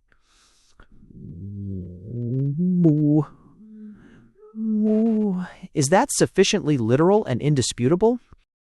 So literal and indisputable a statement of the case, I answer, that it explains, when we come to examine it, why we have said that the mountain rises. For if the reader remembers my chapter on shape perception, he will have no difficulty in answering why we should have a thought of rising when we look at the mountain, since we cannot look at the mountain, nor at a tree, a tower, or anything of which we similarly say that it rises, without lifting our glance, raising our eye, and probably raising our head and neck, all of which, raising and lifting, unites into a general awareness of something rising. The rising of which we are aware is going on in us. But, as the reader will remember also, when we are engrossed by something outside ourselves, as we are engrossed in looking at the shape, for we can look at only the shape, not the substance, of that mountain, we cease thinking about ourselves, and cease thinking about ourselves exactly in proportion as we are thinking of the mountain's shape. What becomes, therefore, of our awareness of raising or lifting or rising? What can become of it so long as it continues to be there, except that it coalesces with the shape we are looking at? In short, that the rising continuing to be thought, but no longer to be thought of with reference to ourselves, since we art thinking of ourselves, is thought of in reference to what we are thinking about, namely, the mountain, or rather the mountain's shape, which is, so to speak, responsible for any thought of rising, since it obliges us to lift, raise, or rise ourselves in order to take stock of it. It is a case exactly analogous to our transferring the measuring done by our eye to the line of which we say that it extends from A to B, when, in reality, the only extending has been the extending of our glance.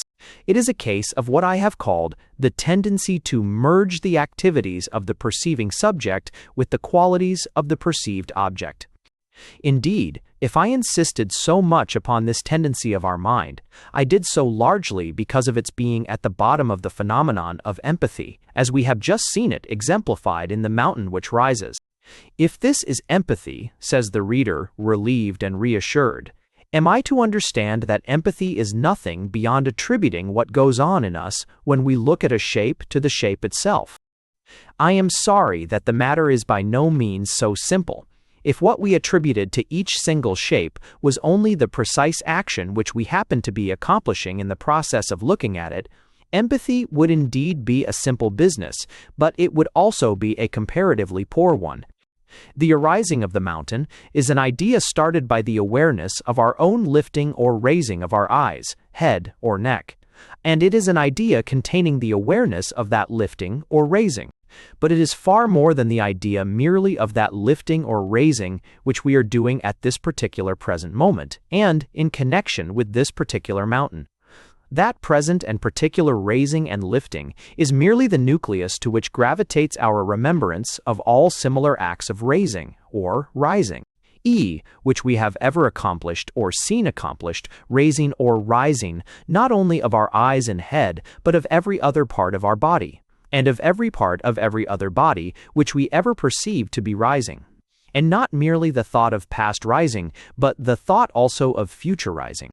All these risings, done by ourselves or watched in others, actually experienced or merely imagined, have long since united together in our mind. constituting a sort of composite photograph whence all differences are eliminated, and wherein all similarities are fused and intensified. The general idea of rising, not I, rise, rose, will rise, it rises, has risen, or will rise, but merely rising as such, rising as it is expressed. Not in any particular tense or person of the verb to rise, but in that verb's infinitive. It is this universally applicable notion of rising, which is started in our mind by the awareness of the particular present acts of raising or rising involved in our looking at that mountain. And it is this general idea of rising, i.e., mots mar see, I, notice els, all wells struckle herring. None, one fault commeries and altsmarts, instead of rising altsmar, you struckle hidming. Of upward movement, which gets transferred to the mountain along with our own particular present activity of raising some part of us, and which thickens and enriches and marks that poor little thought of a definite raising with the interest, the emotional fullness gathered and stored up in its long manifold existence. In other words, what we are transferring, owing to that tendency to merge the activities of the perceiving subject with the qualities of the perceived object from ourselves to the looked-at shape of the mountain, is not merely the thought of the rising which is really being done by us at that moment, but the thought and emotion, the idea of rising as such, which had been accumulating in our mind long before we ever came into the presence of that particular mountain.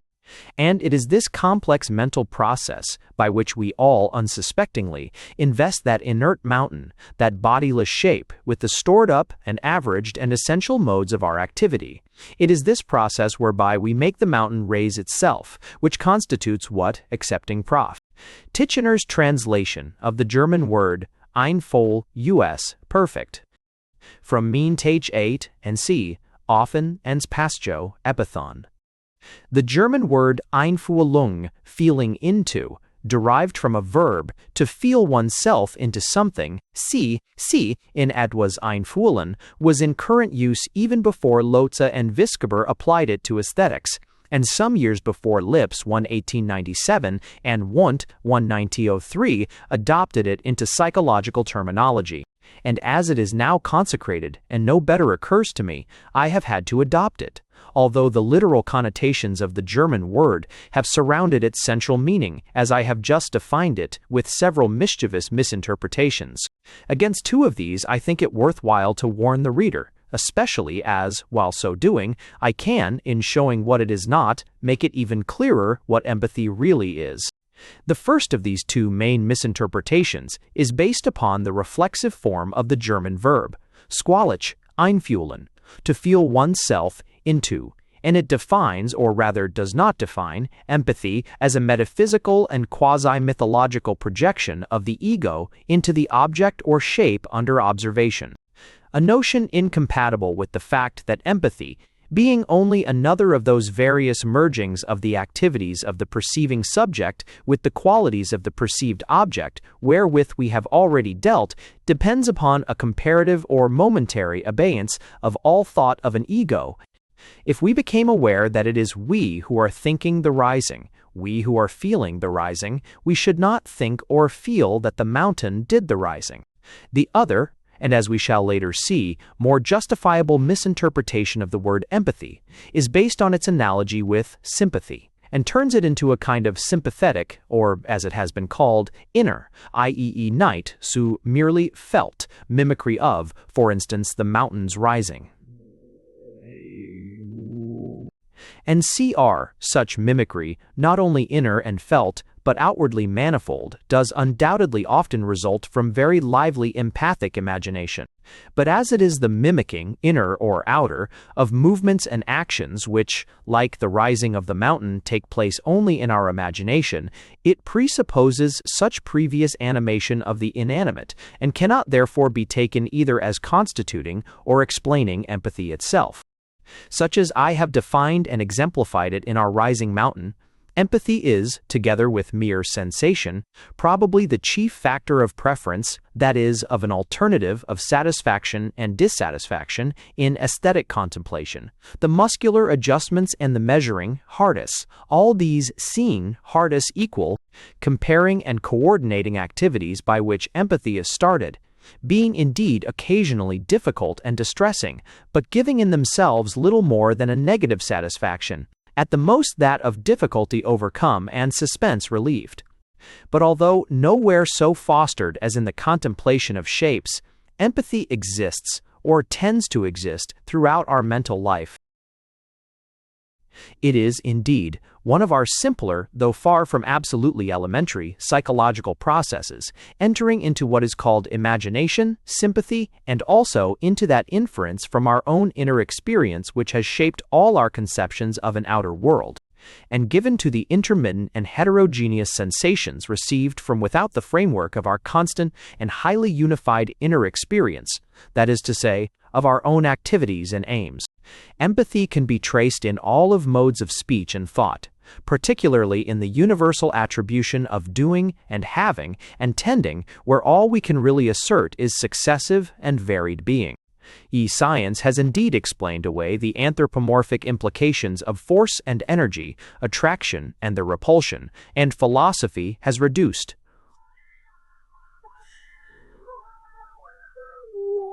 But empathy still helps us to many valuable analogies, and it is possible that without its constantly checked but constantly renewed action, human thought would be without logical cogency, as it certainly would be without poetical charm.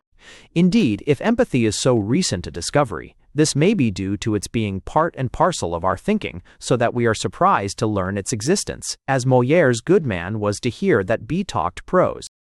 Chapter 10. The movement of lines. Any tendency to empathy is perpetually being checked by the need for practical thinking. We are made to think in the most summary fashion from one to another of those grouped possibilities, past, present, and future, which we call a thing, and in such discursive thinking, we not only leave far behind the aspect, the shape, which has started a given scheme of empathy, a given movement of lines, but we are often faced by facts which utterly contradict it. When instead of looking at a particular aspect of that mountain, we set to climbing it ourselves, the mountain ceases to rise. It becomes passive to the activity which our muscular sensations and our difficulty of breathing locate most unmistakably in ourselves. Besides which, in thus dealing with the mountain as a thing, we are presented with a series of totally different aspects or shapes, some of which suggest empathic activities totally different from that of rising. And the mountain in question, seen from one double its height, will suggest the empathic activity of spreading itself out. Moreover, practical life hustles us into a succession of more and more summary perceptions. We do not actually see more than is necessary for the bare recognition of whatever we are dealing with and the adjustment of our actions, not so much to what it already is, as to what it is likely to become. And this which is true of seeing with the bodily eye is even more so of seeing, or rather not seeing, but recognizing with the eye of the spirit. The practical man on the hill and his scientific companion, who is merely, so to speak, a man unpractically concerned with practical causes and changes, do not thoroughly see the shapes of the landscape before them, and still less do they see the precise shape of the funiculars, tramways, offices, checks, volcanoes, ice caps, and prehistoric inhabitants of their thoughts. But now let us put ourselves in the place of their aesthetically contemplative fellow traveler, and, for simplicity's sake, let us imagine him contemplating more especially one shape in that landscape, the shape of that distant mountain, the one whose rising came to an end as soon as we set to climbing it. The mountain is so far off that its detail is entirely lost.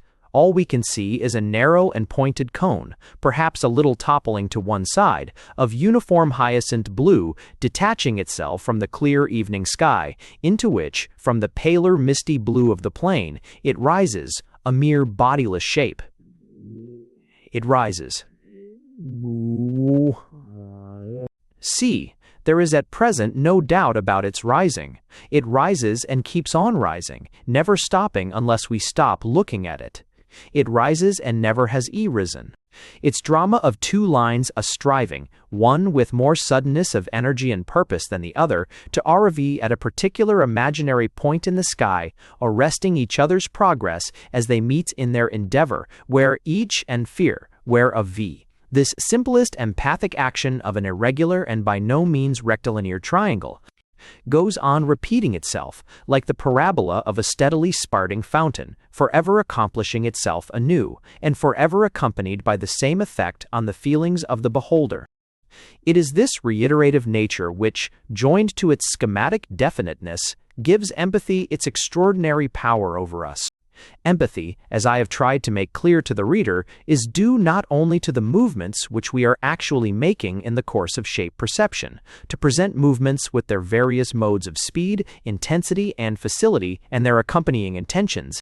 It is due at least as much to our accumulated and averaged past experience of movements of the same kind, also with their cognate various modes of speed, intensity, facility, and their accompanying intentions. And being thus residual averaged and essential, this empathic movement, this movement attributed to the lines of a shape, is not clogged and inhibited by whatever clogs and inhibits each separate concrete experience of the kind. Still less is it overshadowed in our awareness by the result connectors in our awareness by the re-foresee as goal of our real active proceedings.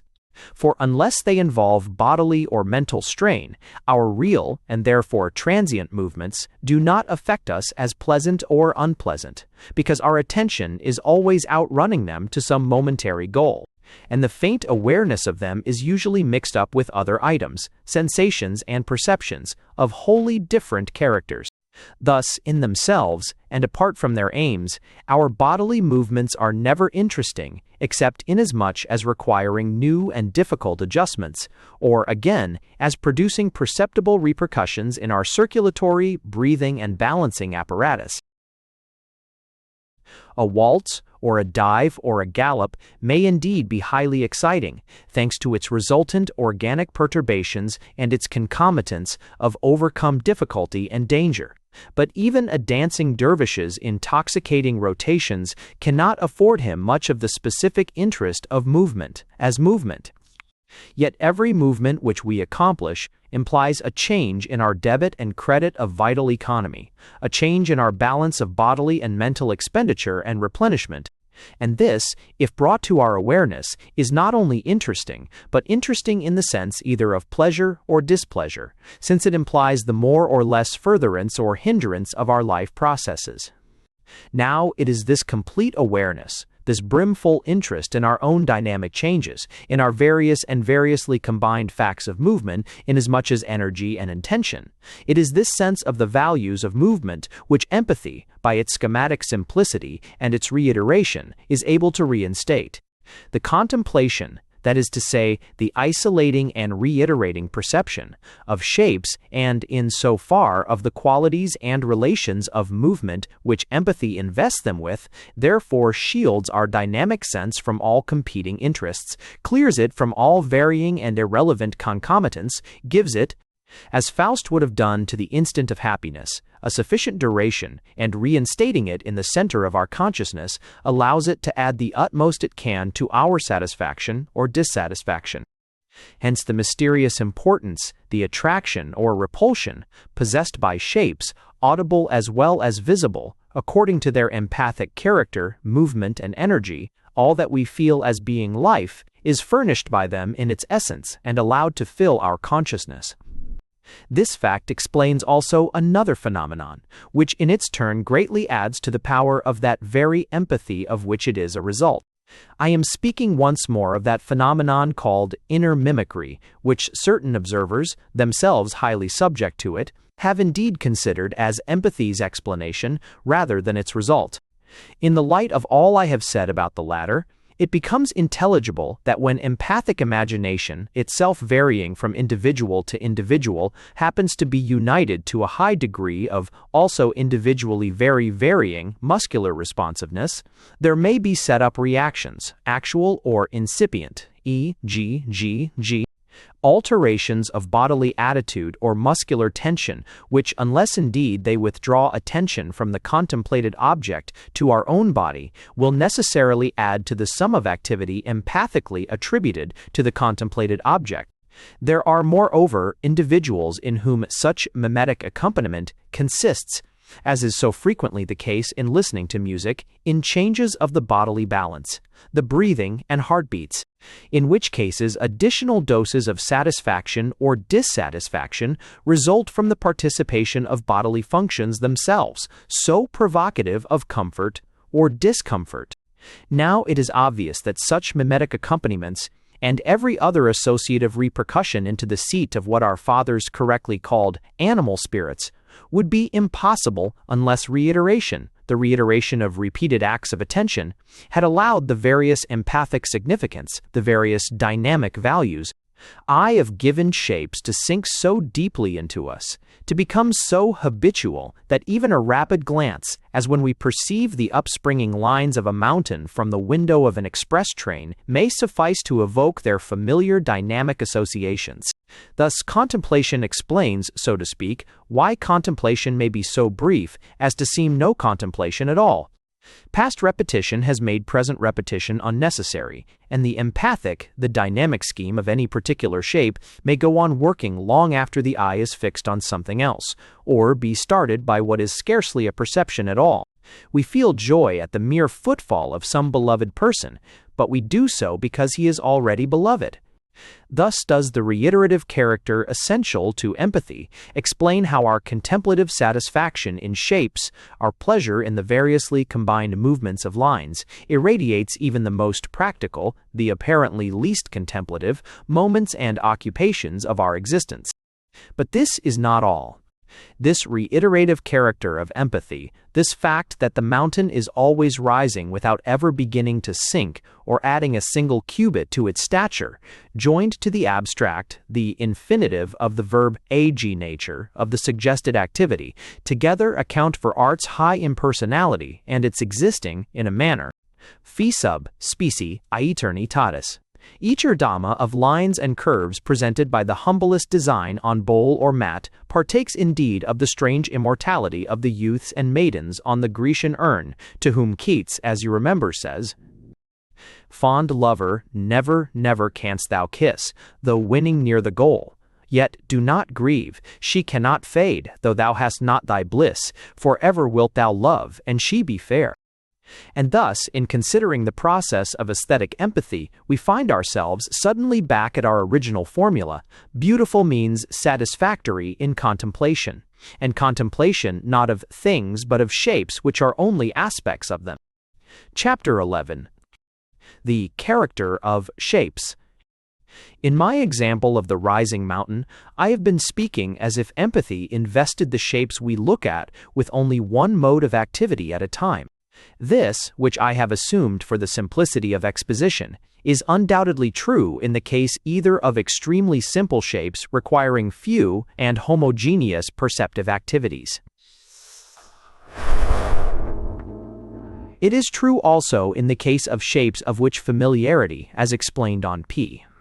76, has made the actual perception very summary. For instance, when, walking quickly among trees, we notice only what I may call their dominant empathic gesture of thrusting or drooping their branches, because habit allows us to pick out the most characteristic outlines.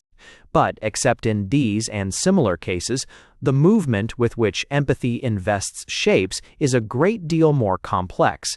Indeed, we should speak more correctly of movements than of movement of lines. Thus, the mountain rises and does nothing but rise so long as we are taking stock only of the relation of its top with the plane, referring its lines solely to real or imaginary horizontals.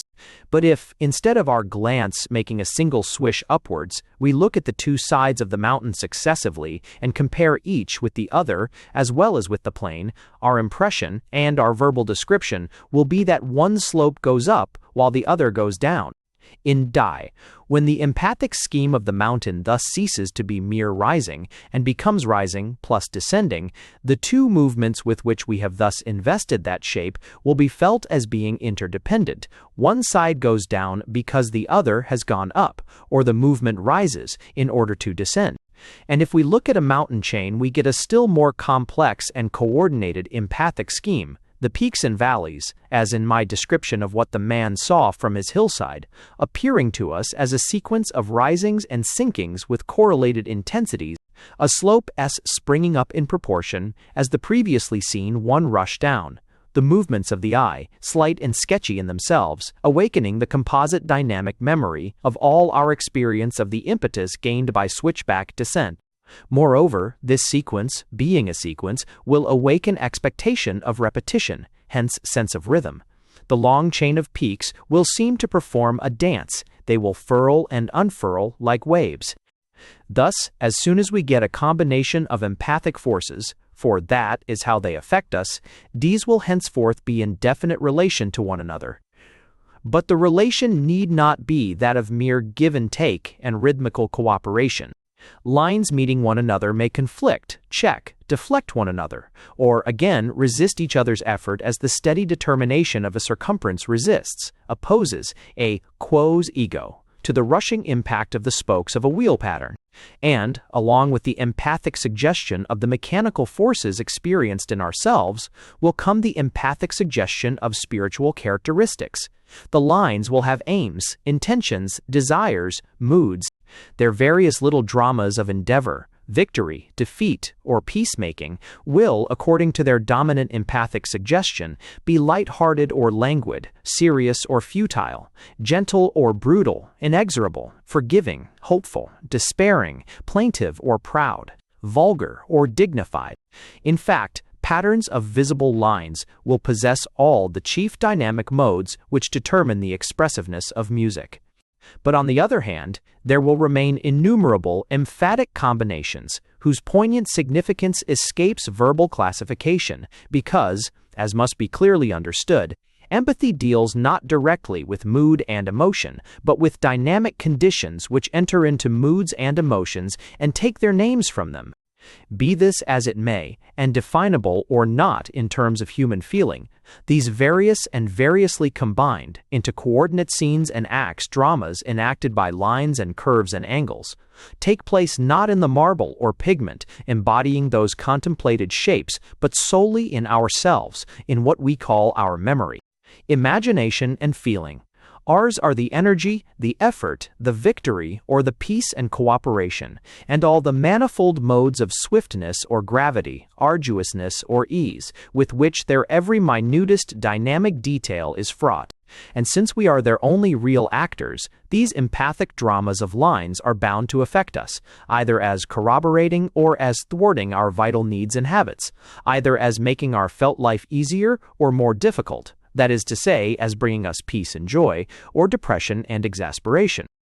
Quite apart, therefore, from the convenience or not of the adjustments requisite for their ocular measurement, and apart even from the facility or difficulty of comparing and coordinating these measurements, certain shapes and elements of shape are made welcome to us, and other ones made unwelcome, by the sole working of empathy, which identifies the modes of being and moving of lines with our own.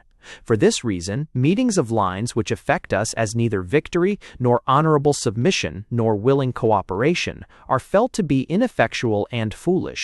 Lines also, like those of insufficiently tapered Doric columns, which do not rise with enough impetus, because they do not seem to start with sufficient pressure at the base. Oblique lines, as in certain imitation, Gothic, which lose their balance for lack of a countervailing a thrust against them, all these, and alas many hundreds of other possible combinations, are detestable to our feelings.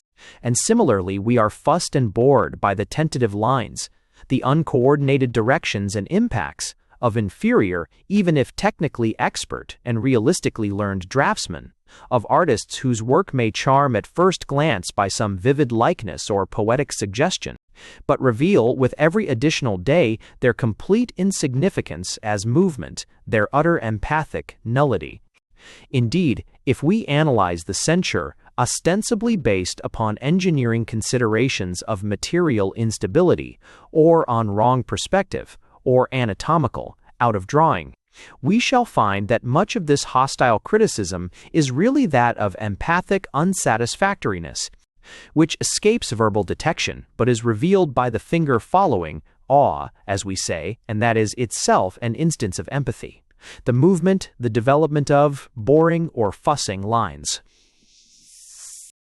Empathy explains not only the universally existing preferences with regard to shape, but also those particular degrees of liking which are matters of personal temperament and even of momentary mood. Che.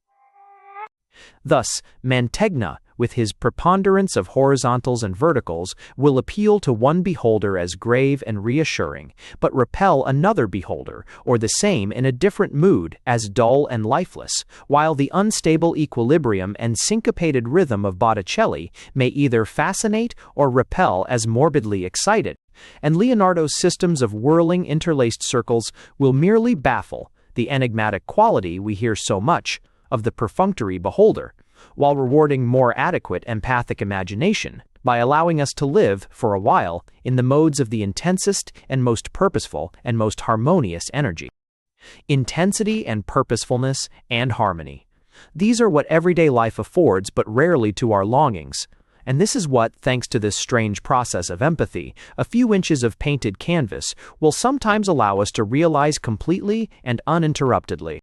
And it is no poetical metaphor or metaphysical figment, but mere psychological fact, to say that if the interlacing circles and pentacles of a Byzantine floor pattern absorb us in satisfied contemplation, this is because the modes of being which we are obliged to invest them with are such as we vainly seek, or experience only to lose in our scattered or hustled existence.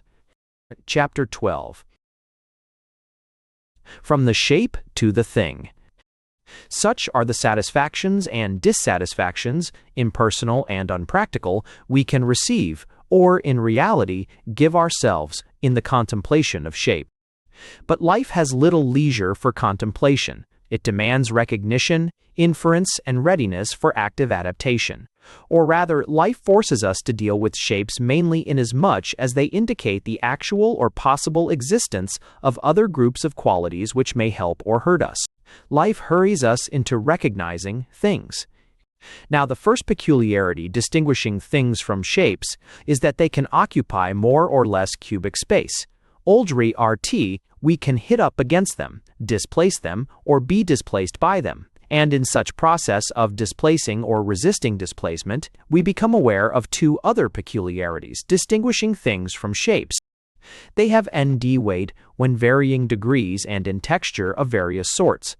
Otherwise expressed, things have body, they exist in three-dimensional space, while shapes, although they are often aspects of things, say statues or vases, having body and cubic existence, shapes as D-way, shapes are two-dimensional and bodiless. So many of the critical applications of aesthetic, as well as of the historical problems of art evolution, are connected with this fact, or rather the continued misunderstanding of it, that it is well to remind the reader of what general psychology can teach us of the perception of the third dimension.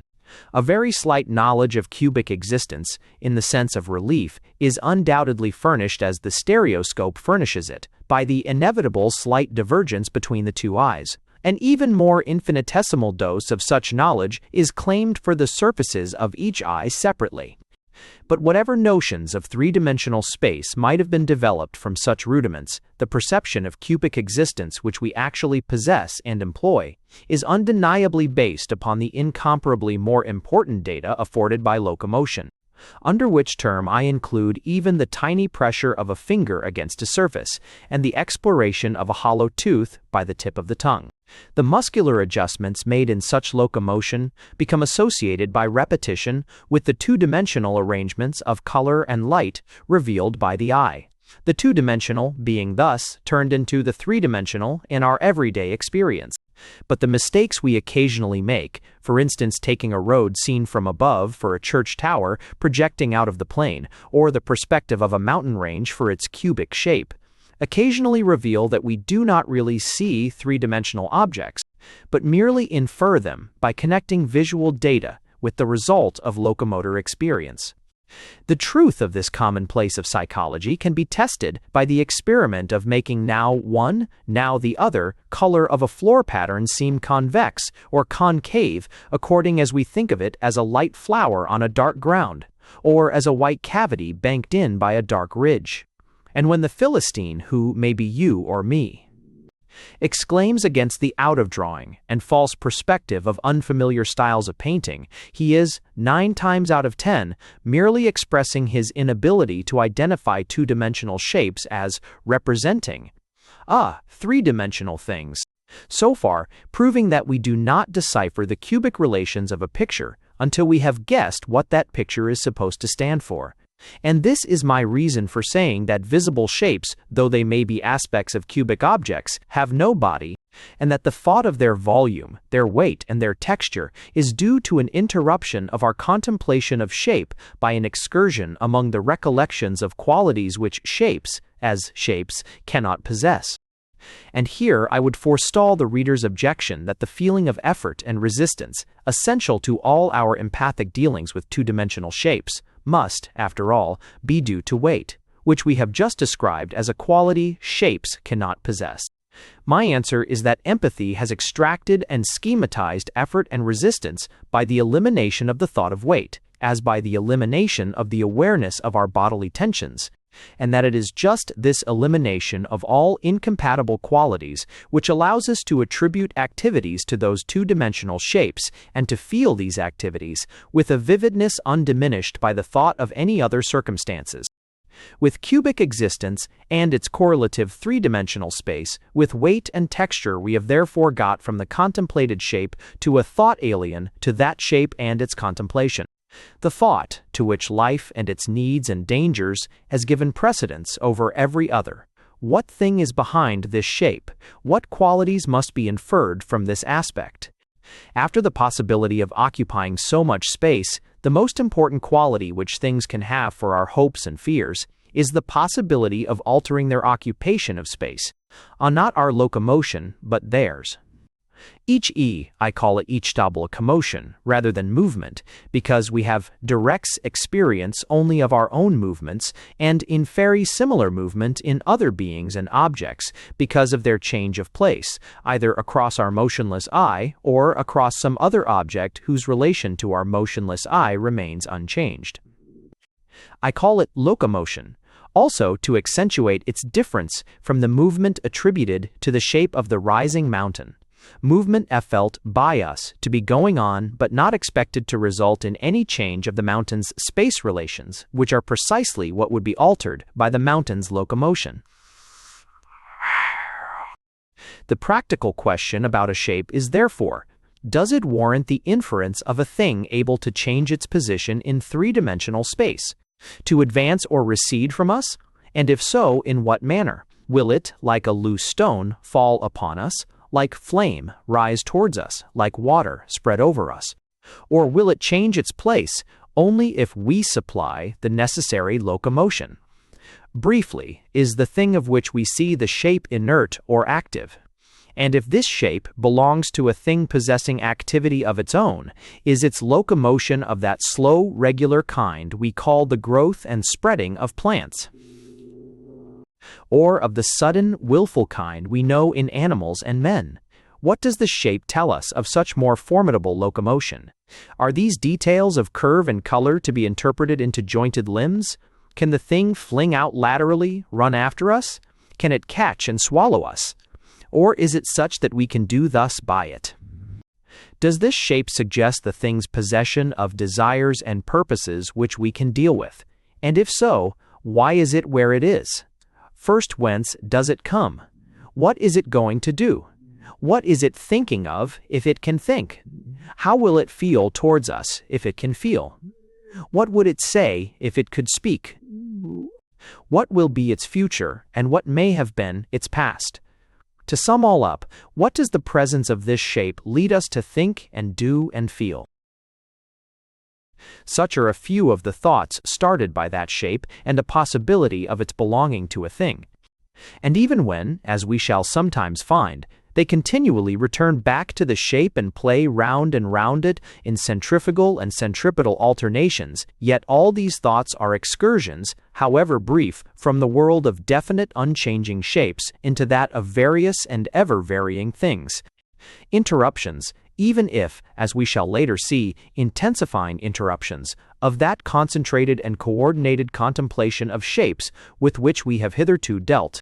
And these excursions, and a great many more, from the world of shapes into that of things, are what we shall deal with when we come to art, under the heading of representation and suggestion, or, as is usually said, of subject and expression as opposed to form. Chapter 13. From the thing to the shape. The necessities of analysis and exposition have led us from the shape to the thing, from aesthetic contemplation to discursive and practical thinking. But, as the foregoing chapter itself suggests, the real order of precedence, both for the individual and the race, is inevitably the reverse, since without a primary and dominant interest in things, no creatures would have survived to develop an interest in shapes.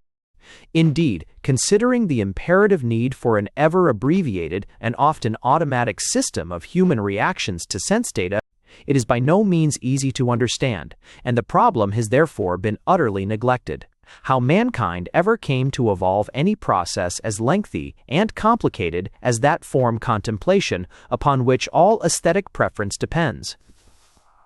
I will hazard the suggestion that familiarity with shapes took its original evolutional utility, as well as its origin, from the dangers of over-rapid and uncritical inference concerning the qualities of things and man's proper reactions towards them.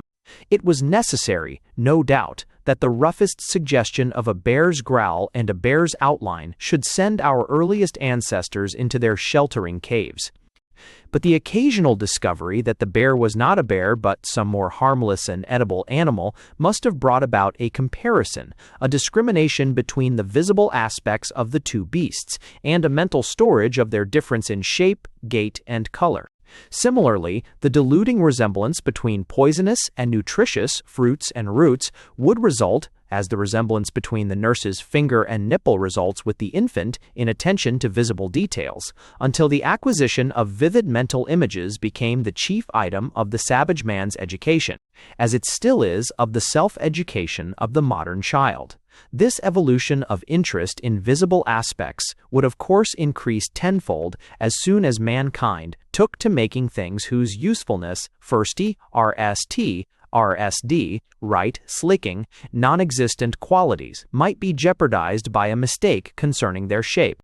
For long after over and under, straight and oblique, right and left, had become habitual perceptions in dealing with food and fuel, the effective aim of a stone, the satisfactory flight of an arrow, would be discovered to depend upon more or less of what we call horizontals and perpendiculars, curves and angles, and the stability of a fibrous tissue upon the intervals of crossing and recrossing, the rhythmical or symmetrical arrangements revealed by the hand or eye. In short, making, being inevitably shaping, would have developed a more and more accurate perception and recollection of every detail of shape. And not only would there arise a comparison between one shape and another shape, but between the shape actually under one's eyes and the shape no longer present, between the shape as it really was and the shape as it ought to be. Thus, in the very course of practical making of things, there would come to be little interludes, recognized as useful, first of more and more careful looking and comparing, and then of real contemplation of the arrowhead you were chipping, of the mat you were weaving, of the pot you were rubbing into shape, contemplation also of the other arrowhead, or mat, or pot existing only in your wishes, of the shape you were trying to obtain with a premonitory emotion of the effect which its peculiarities would produce when once made visible to your eye. For the man cutting the arrowhead, the woman plaiting the mat, becoming familiar with the appropriate shapes of each and thinking of the various individual arrowheads or mats of the same type, would become aware of the different effect which such shapes had on the person who looked at them. Some of these shapes would be so dull, increasing the tediousness of chipping and filing, or of laying strand over strand, others so alert, entertaining, and likable, as if they were helping in the work. Others, although equally compatible with utility, fussing, or distressing one, never doing what one expected their lines and curves to do.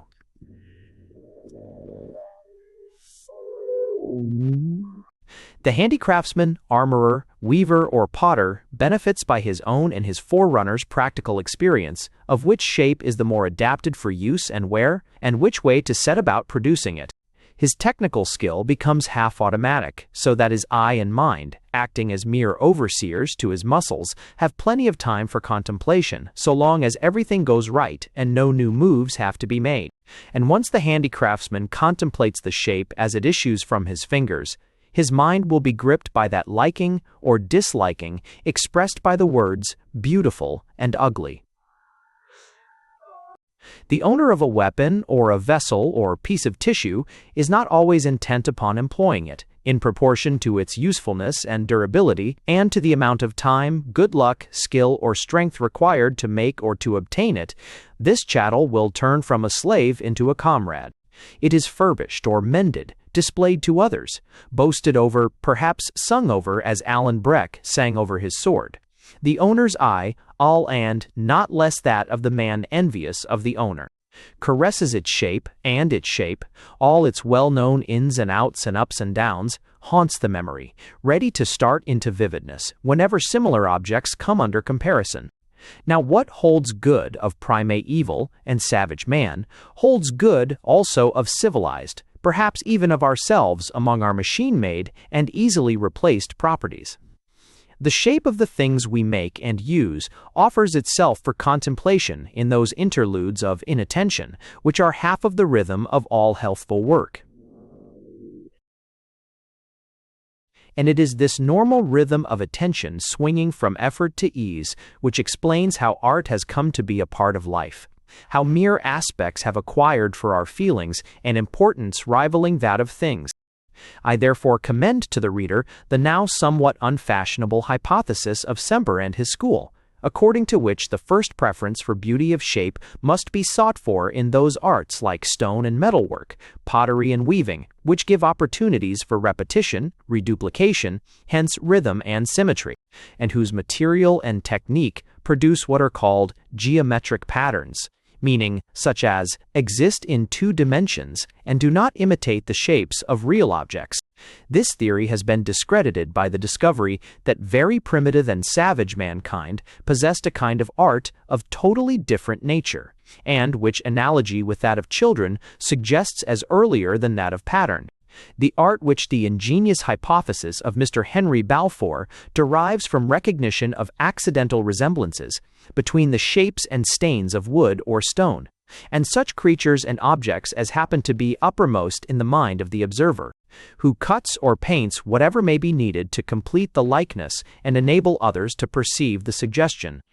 Whether or not this was its origin, there seems to have existed in earliest times such an art of a strictly representative kind, serving, like the spontaneous art of children, to evoke the idea of whatever was interesting to the craftsman and his clients, and doubtless practically to have some desirable magic effect upon the realities of things. But to return to the hypothesis of the aesthetic primacy of geometric and non-representative art, it is certain that although such early representations occasionally attain marvelous lifelikeness and anatomical correctness, yet they do not at first show any corresponding care for symmetrical and rhythmical arrangement. The bisons and wild boars, for instance, of the Altamira cave frescoes do indeed display vigor and beauty in the lines constituting them, proving that successful dealing with shape, even if appealing only to practical interest, inevitably calls forth the empathic imagination of the more gifted artists. But these marvelously drawn figures are all huddled together or scattered as out of a rag bag, and, what is still more significant, they lack that insistence on the feet which not only suggests ground beneath them, but, in so doing, furnishes a horizontal by which to start, measure, and take the bearings of all other lines. These astonishing Paleolithic artists, and indeed the very earliest Egyptian and Greek ones, seem to have thought only of the living models and their present and future movements, and to have cared as little for lines and angles as the modern children whose drawings have been instructively compared with theirs by Levenstein and others. I therefore venture to suggest that such aesthetically essential attention to direction and composition must have been applied to representative art when its realistic figures were gradually incorporated into the patterns of the weaver and the potter. Such stylization is still described by art historians as a degeneration, due to unintelligent repetition, but it was on the contrary, the integrating process by which the representative element was subjected to such aesthetic preferences as had been established in the manufacture of objects whose usefulness or whose production involved accurate measurement and equilibrium, as in the case of pottery or weapons, or rhythmical reduplication, as in that of textiles. Be this question as it may, and the increasing study of the origin and evolution of human faculties will someday settle it.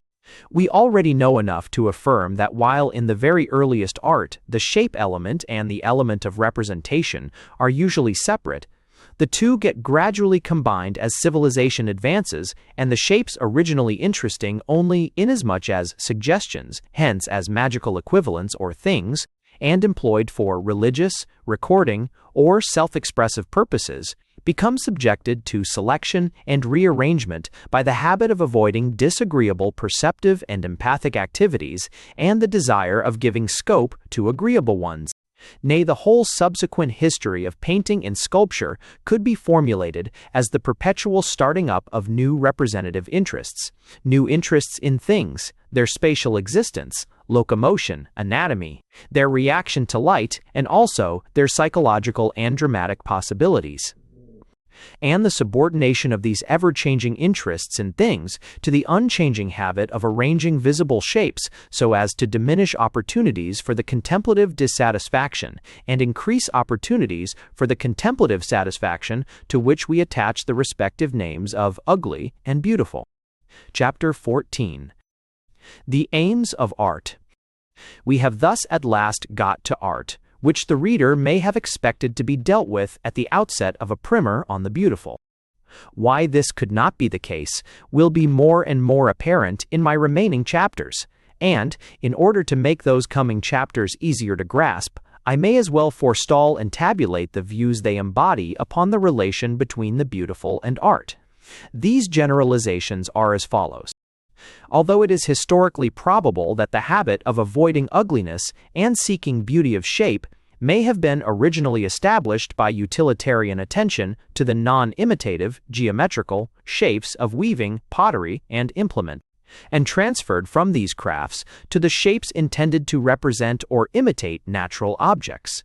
Yet the distinction between beautiful and ugly does not belong either solely or necessarily to what we call art. Therefore, the satisfaction of the shape perceptive or aesthetic preferences must not be confused with any of the many and various other aims and activities to which art is due and by which it is carried on. Conversely, although in its more developed phases and after the attainment of technical facility, art has been differentiated from other human employment by its foreseeing the possibility of shape contemplation and therefore submitting itself to what I have elsewhere called the aesthetic imperative. Yet art has invariably started from some desire other than that of affording satisfactory shape, contemplation, with the one exception of cases where it has been used to keep or reproduce opportunities of such shape. Contemplation already accidentally afforded by natural shapes, say those of flowers or animals or landscapes, or even occasionally of human beings, which had already been enjoyed as beautiful. All art, therefore, except that of children, savages, ignoramuses, and extreme innovators, invariably avoids ugly shapes and seeks for beautiful ones. But art does this while pursuing all manner of different aims.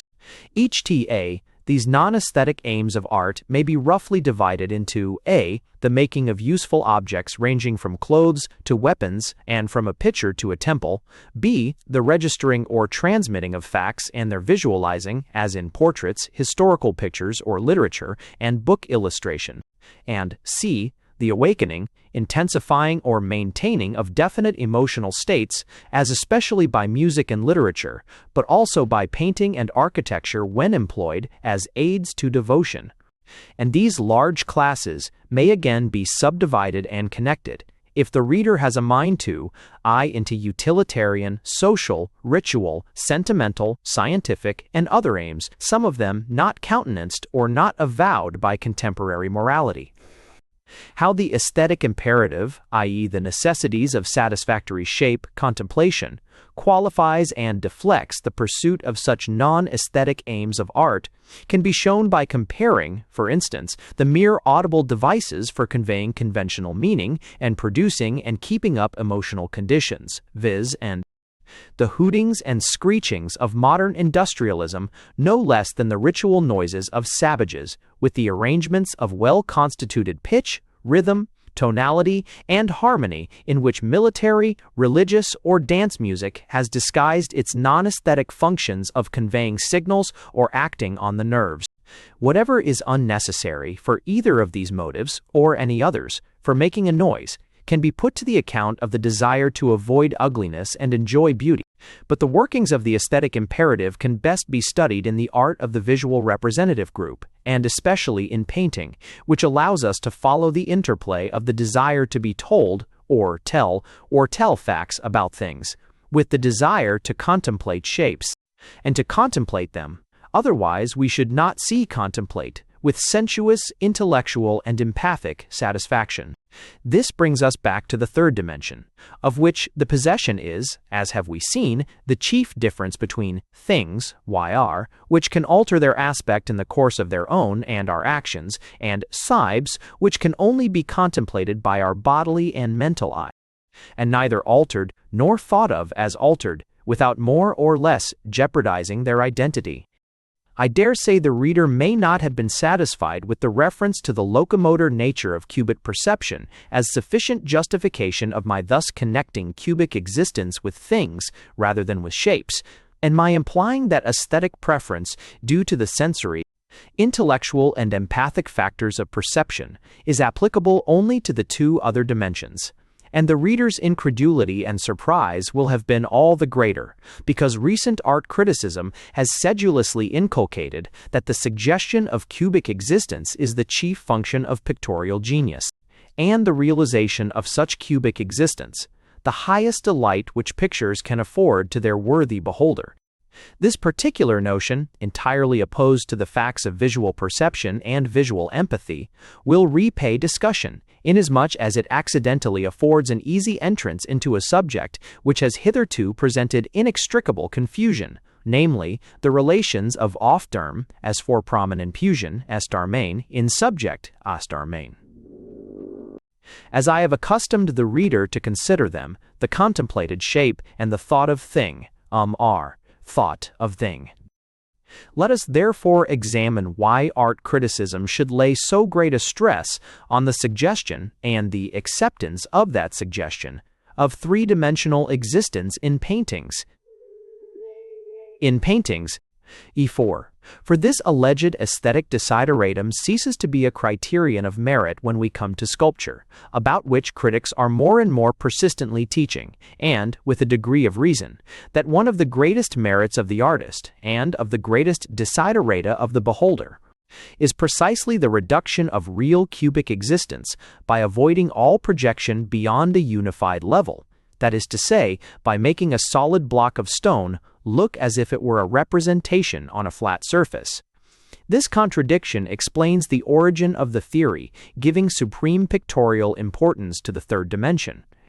For art criticism, though at length, thanks especially to the sculptor Hildebrand, busying itself also with plastic art, has grown up mainly in connection with painting.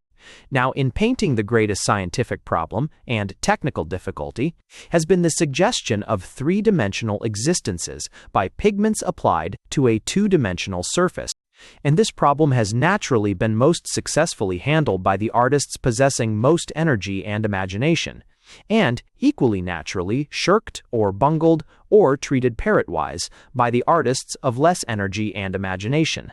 And, as energy and imagination also show themselves in finer perception, more vivid empathy, and more complex dealings with shapes which are only two-dimensional, it has come about that the efficient and original solutions of the cubic problem have coincided, ceteris paribus, each with the production of pictures whose two-dimensional qualities have called forth the adjective beautiful, and beautiful in the most intense and complicated manner.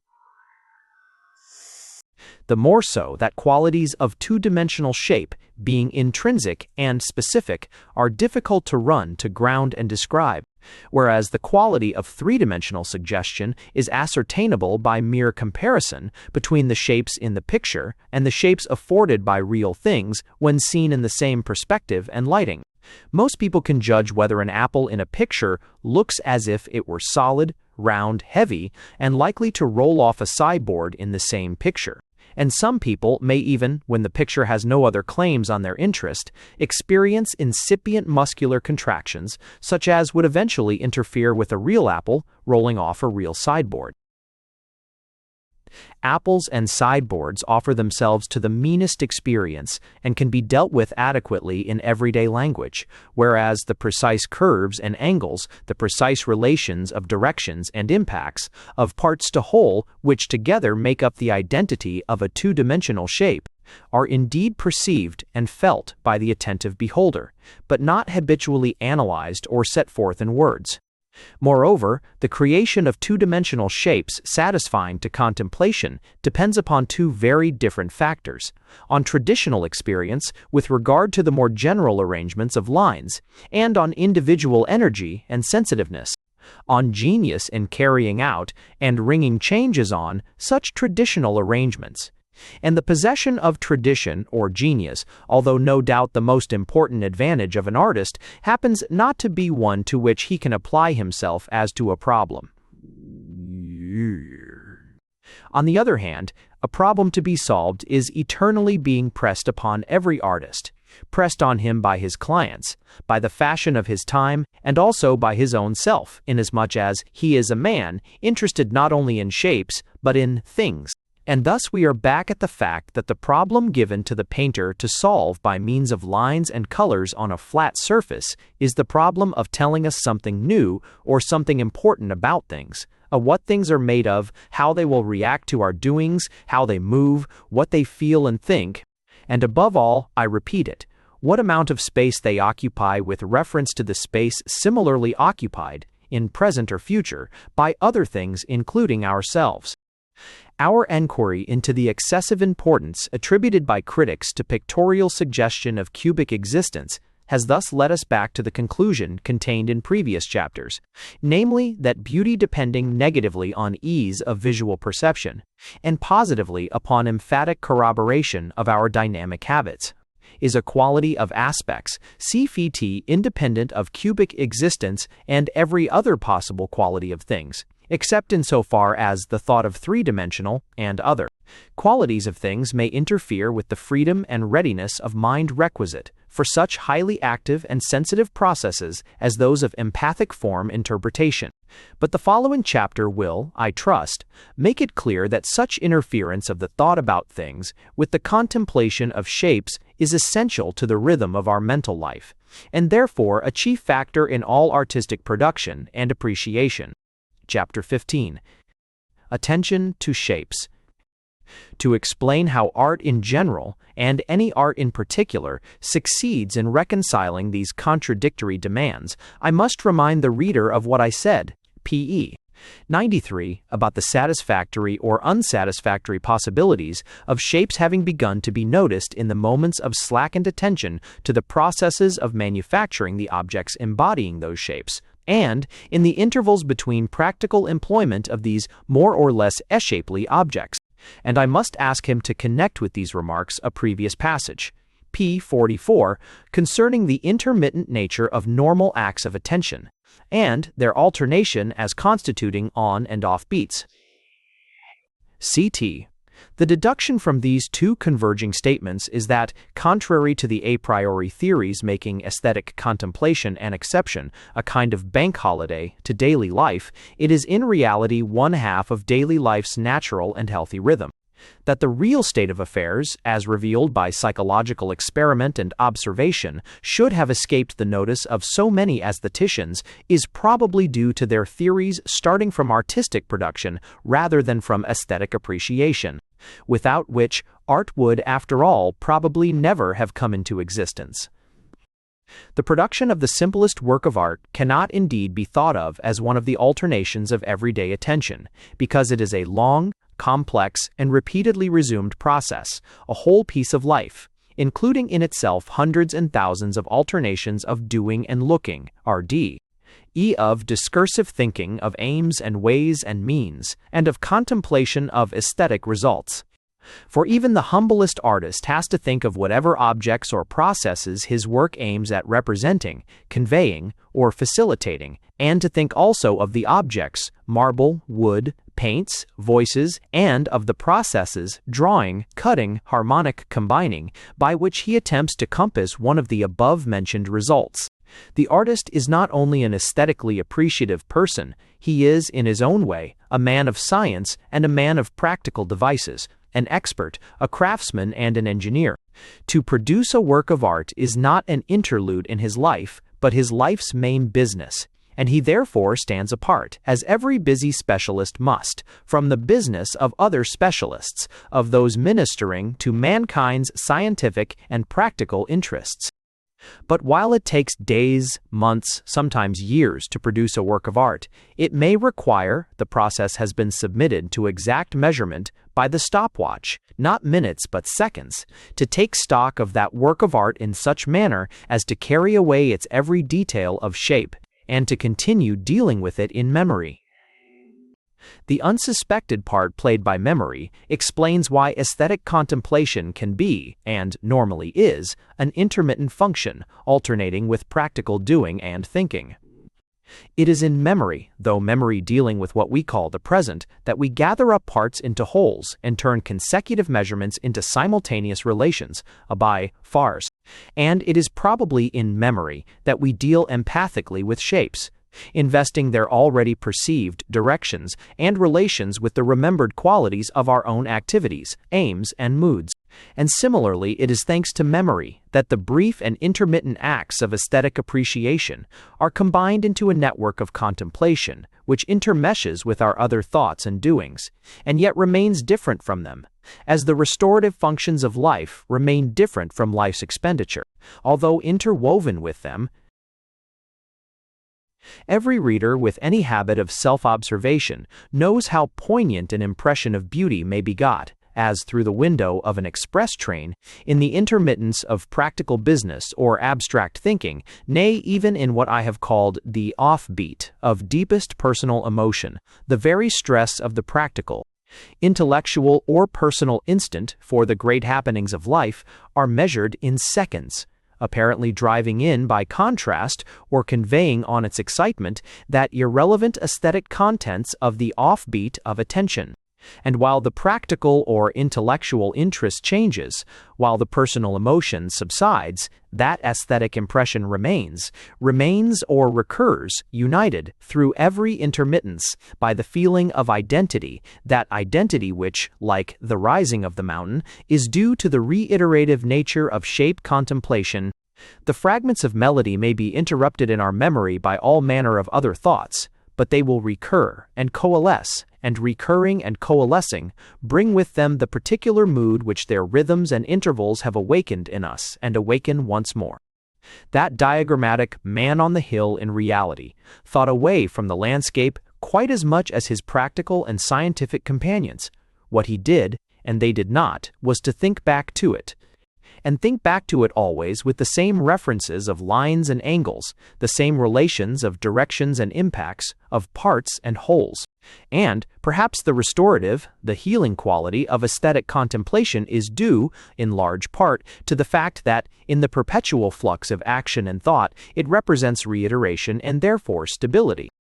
Be that as it may, the intermittent but recurrent character of shape contemplation, the fact that it is inconceivably brief and amazingly repetitive, that it has the essential quality of identity because of reiteration, all this explains also two chief points of our subject.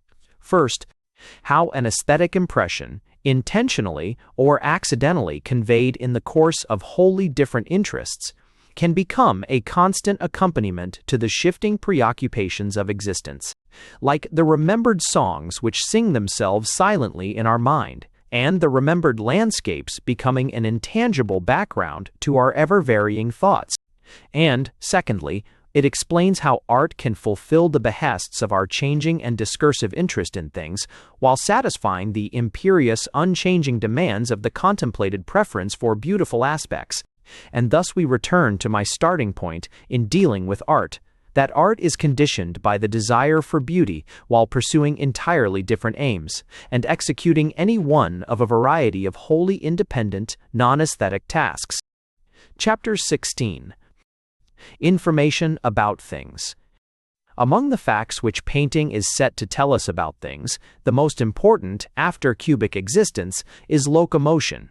Indeed, in the development of the race, as well as in that of the individual, pictorial attention to locomotion seems to precede attention to cubic existence. For when the Paleolithic, or the Egyptian draftsman, or even the 6th century Greek unites profile legs and head with a full-face chest, and when the modern child supplements the insufficiently projecting full-face nose by a profile nose tacked on where we expect the ear, we are apt to think that these mistakes are due to indifference to the cubic nature of things. The reverse is, however, the case. The primitive draftsman and the child are recording impressions received in the course of the locomotion, either of the thing looked at or of the spectator. When they unite, whatever consecutive aspects are most significant and at the same time easiest to copy, they are in the clutches of their cubic experience, and what they are indifferent about, perhaps unconscious of, is the two-dimensional appearance which a body presents when its parts are seen simultaneously and therefore from a single point of view.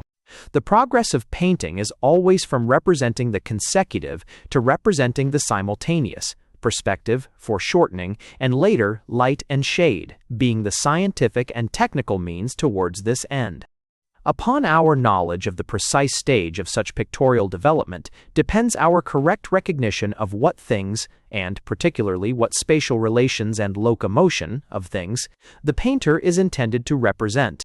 Thus, when a Byzantine draftsman puts his figures in what look to us as superposed tiers, he is merely trying to convey their existence behind one another on a common level, and what we take for the elaborate contortions of athletes and Athenas on 6th century vases turns out to be nothing but an archaic representation of ordinary walking and running. The suggestion of locomotion depends furthermore on anatomy.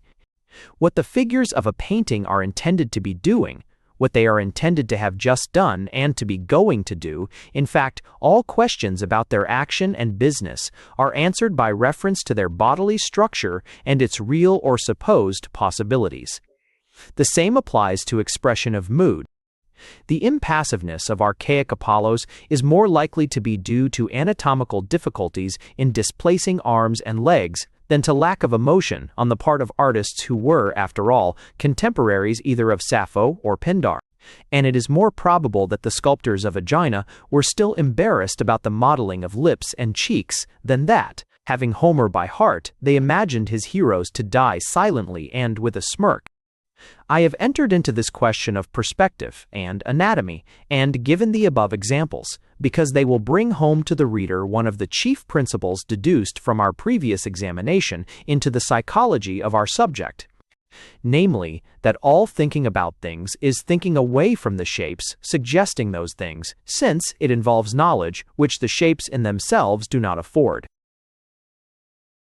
And I have insisted particularly upon the dependence of representations of locomotion upon knowledge of three-dimensional existence, because, before proceeding to the relations of subject and form in painting, I want to impress once more upon the reader the distinction between the locomotion of things, locomotion active or passive, and what, in my example of the mountain which rises, I have called the empathic movement of lines.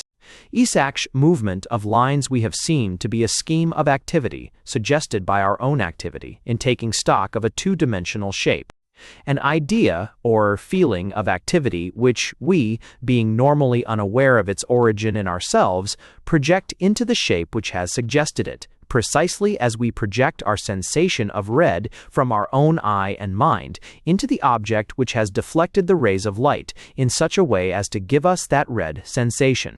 Such empathic, attributed movements of lines are therefore intrinsic qualities of the shapes whose active perception has called them forth in our imagination and feeling. And being qualities of the shapes, they inevitably change with every alteration which a shape undergoes. Every shape, actively perceived, having its own special movement of lines, and every movement of lines, or combination of movements of lines, existing in proportion as we go over and over again, the particular shape of which it is a quality. The case is absolutely reversed when we perceive or think of the locomotion of things. The thought of a thing's locomotion, whether locomotion done by itself or inflicted by something else, necessitates our thinking away from the particular shape before us to another shape more or less different. In other words, locomotion necessarily alters what we are looking at or thinking of. If we think of Michelangelo's seated Moses as getting up, we think away from the approximately pyramidal shape of the statue to the elongated oblong of a standing figure. If we think of the horse of Marcus Aurelius as taking the next step, we think of a straightened leg set on the ground instead of a curved leg suspended in the air. And if we think of the Myronian Discobolus as letting go his quat and recovering, we think of the matchless spiral composition as unwinding and straightening itself into a shape as different as that of a tree is different from that of a shell. The pictorial representation of locomotion affords therefore the extreme example of the difference between discursive thinking about things and contemplation of shape. Bearing this example in mind, we cannot fail to understand that, just as the thought of locomotion is opposed to the thought of movement of lines, so, in more or less degree, the thought of the objects and actions represented by a picture or statue is likely to divert the mind from the pictorial and plastic shapes which do the representing. And we can also understand that the problem unconsciously dealt with by all art, though by no means consciously by every artist, is to execute the order of suggesting interesting facts about things in a manner such as to satisfy, at the same time, the aesthetic demand for shapes which shall be satisfactory to contemplate. Unless this demand for sensorially, intellectually, and empathically desirable shapes be complied with, a work of art may be interesting as a diagram, a record, or an illustration. But once the facts have been conveyed and assimilated with the rest of our knowledge, it existing here, once I quote, once and intellectually, in turns, once I quote, are strokels. There will remain a shape which we shall never want to lay eyes upon. I cannot repeat too often that the differentiating characteristic of art is that it gives its works a value for contemplation, independent of their value for fact transmission, their value as nerve and emotion, excitant, and of their value for immediate, for practical utility. This aesthetic value, depending upon the unchanging processes of perception and empathy, asserts itself in answer to every act of contemplative attention, and is as enduring and intrinsic as the other values are apt to be, momentary and relative.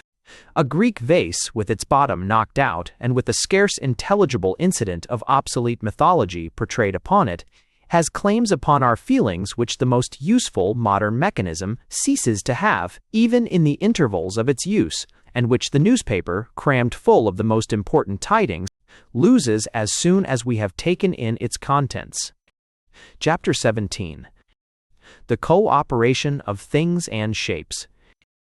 During the Middle Ages and up to recent times, the chief task of painting has been, ostensibly, the telling and retelling of the same scripture stories, and, incidentally, the telling them with the addition of constantly new items of information about things, their volume, position, structure, locomotion, light and shade and interactions of texture and atmosphere, to which items must be added, others of psychological or pseudo-historical kind, how it all came about, in what surroundings and dresses, and accompanied by what feelings.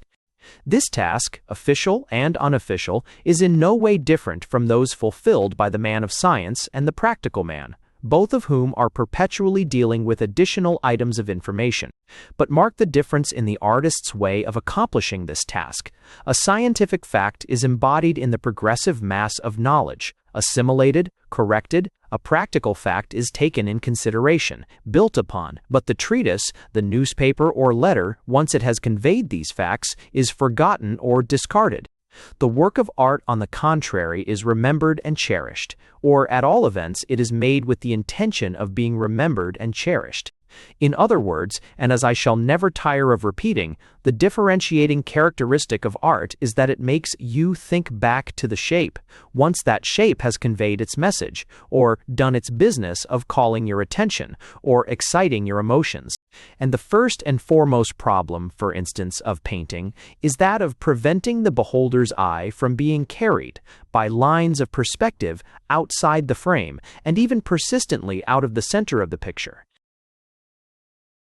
The sculptor, and this is the real reason of the sculptor Hildebrand's rules for plastic composition, obeying a similar necessity of keeping the beholder's eye upon the main masses of his statue, instead of diverting it, by projections at different distances, like the sticking out arms and hands of Roman figures. So much for the eye of the body. The beholder's curiosity must similarly not be carried outside the work of art, by, for instance, an incomplete figure, legs without a body, or an unfinished gesture, this being, it seems to Rowe, the only real reason against the representation of extremely rapid action and transitory positions. But when the task of conveying information implies that the beholder's thoughts be deliberately led from what is represented to what is not, then this centrifugal action is dealt with so as to produce a centripetal one back to the work of art. The painter suggests questions of how and why, which get their answers in some item obliging you to take fresh stock of the picture. What is the meaning of the angels, and evidently supernatural horsemen in the foreground of Raphael's and Heliodorus? Your mind flies to the praying high priest in the central recess of the temple, and in going backwards and forwards between him, the main group, and the scattered, astonished bystanders, you are effectually enclosed within the arches of that marvelous composition, and induced to explore every detail of its lovely and noble constituent shapes. The methods employed thus to keep the beholder's attention inside the work of art, while suggesting things beyond it, naturally vary with the exact nature of the non-aesthetic task which has been set to the artist, and with the artist's individual endowment, and even more, with the traditional artistic formulae of his country and time. Raphael's devices in Heliodorus could not have been compassed by Giotto, and, on the other hand, would have been rejected as academic by Manet. But whatever the methods employed, and however obviously they reveal that satisfactory form, contemplation is the one and invariable condition, as distinguished from the innumerable varying aims, first, of all works of art. The reader will find them discussed not as methods for securing attention to the shape, but as methods of employing that shape for some non-aesthetic purpose, whether that purpose be inducing you to drink out of a cup by making its shape convenient or suggestive, or inducing you to buy a particular commodity by branding its name and virtues on your mind, or fixing your thoughts on the Madonna's sorrows, but whatever the methods employed, and however obviously they reveal that satisfactory form, contemplation is the one and invariable condition, as distinguished from the innumerable varying aims, of all works of art, the reader will find them discussed, not as methods for securing attention to the shape, awaking your sympathy for Isolde's love tragedy. And yet it is evident that the artist who shaped the cup or designed the poster would be horribly disappointed if you thought only of drinking or of shopping and never gave another look to the cup or the poster, and that Perugino or Wagner would have died of despair if his suggestion of the Madonna's sorrows or of Isolde's love agonies had been so efficacious as to prevent anybody from looking twice at the fresco or listening to the end of the opera. This inversion of the question is worth inquiring into, because, like the analogous paradox about the pictorial realization of cubic existence, it affords an illustration of some of the psychological intricacies of the relation between art and the beautiful. This is how I propose to explain it. The task to which an artist is set varies from one work to another, while the shapes employed for the purpose are, as already said, limited by his powers, and especially by the precise moment in artistic evolution. The artist therefore thinks of his available shapes as something given, as means, and the subject he is ordered to represent, or the emotion he is commissioned to elicit, as the all-important aim. Thus he thinks of himself, and makes the critic think of him, not as preventing the represented subject or expressed emotion from withdrawing the beholder from the artistic shapes, but, on the contrary, as employing these artistic shapes for the sole purpose of that representation or emotional expression. And this most explicable inversion of the real state of affairs ends by making the beholder believe that what he cares for in a masterpiece is not the beauty of shape, which only a masterpiece could have, but the efficacy of bringing home a subject, or expressing an emotion which could be just as efficaciously represented or elicited by the vilest daub, or the wretchedest barrel organ. This inevitable and, I believe, salutary illusion of the artist is further increased by the fact that while the artist's ingenuity must be bent on avoiding irrelevance and diminishing opportunities for ugliness, the actual beauty of the shapes he is creating arises from the depths of his unreason, traditional and organized consciousness, from activities which might be called automatic if they were not accompanied by a critical feeling that what is produced thus spontaneously and inevitably is either turning out as it must and should, or, contrariwise, insists upon turning out exactly as it should not. The particular system of curves and angles, of directions and impacts of lines, the particular whole and part scheme of, let us say, Michelangelo, is due to his modes of aesthetic perceiving, feeling, living.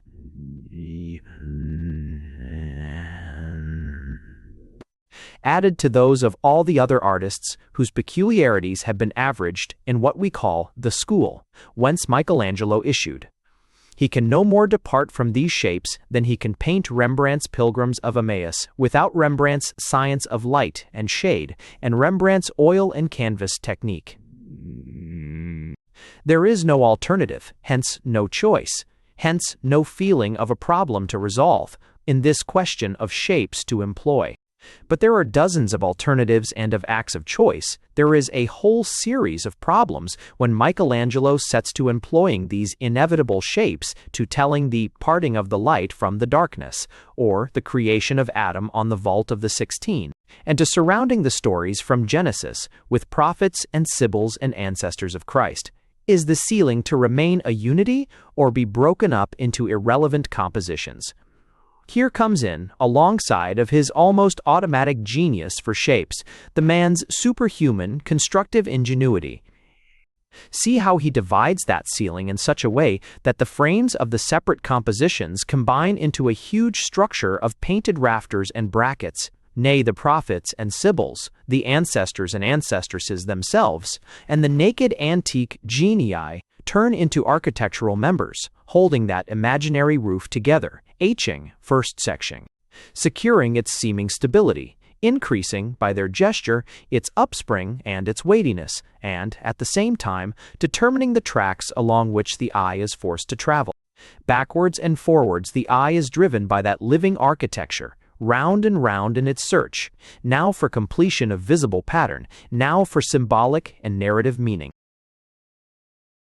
and ever back to the tale of the creation, so that the remote historic incidents of the ancestors, the tremendous and tremendously present lyric excitement and despair of the prophetic men and women, the pagan suggestion of the athletic genii, all unite like the simultaneous and consecutive harmonies of a titanic symphony, round the recurrent and dominant phrases of those central stories of how the universe and man were made, so that the beholder has the emotion of hearing not one part of the Old Testament, but the whole of it.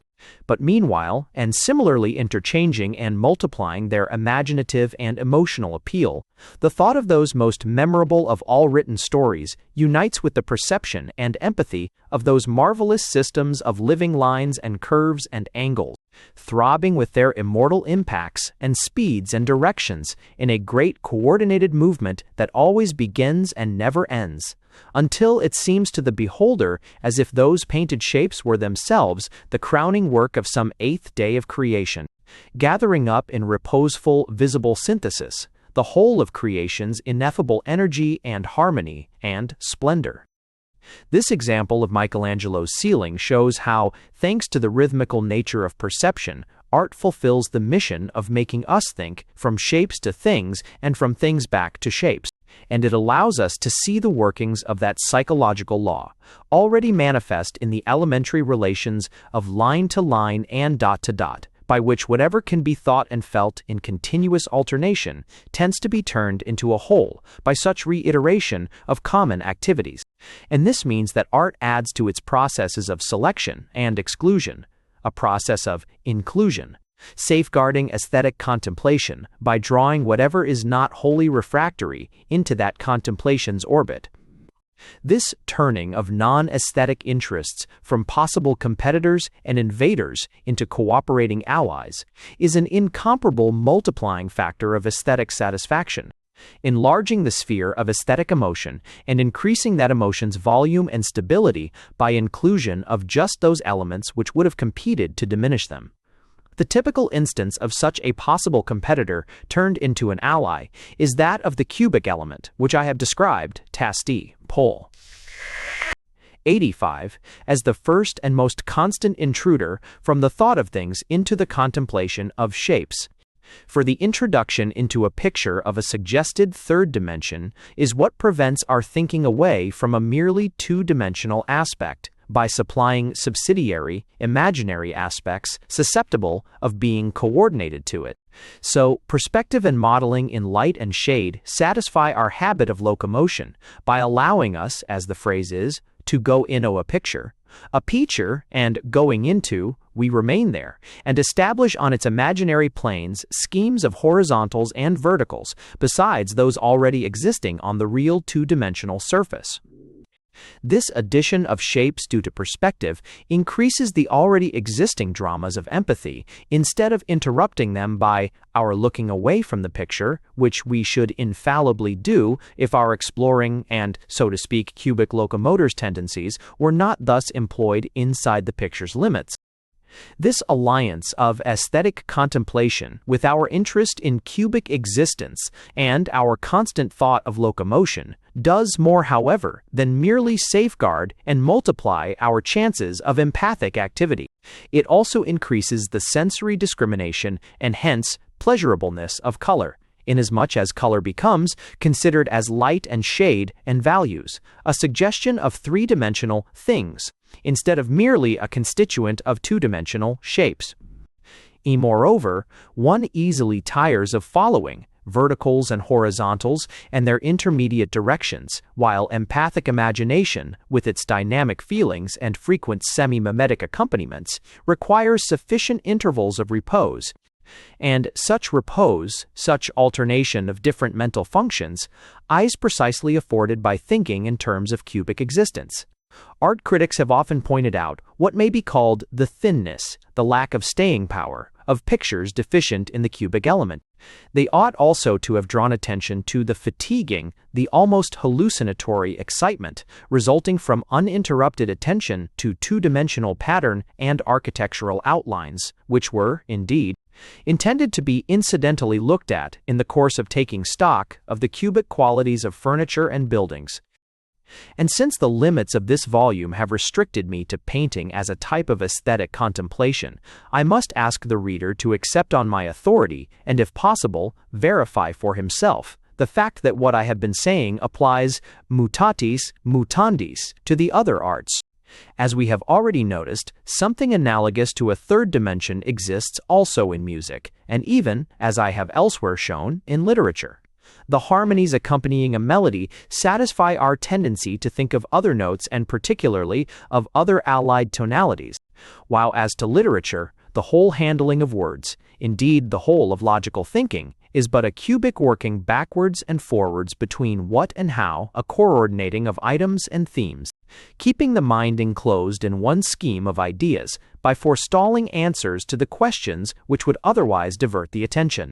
And if the realization of the third dimension has come to be mistaken for the chief factor of aesthetic satisfaction, this error is due not merely to the already noticed coincidence between cubic imagination and artistic genius, but even more to the fact that cubic imagination is the type of the various multiplying factors by which the empathic, that is to say, the essentially aesthetic, activity can increase its sphere of operations, its staying power, and its intensity.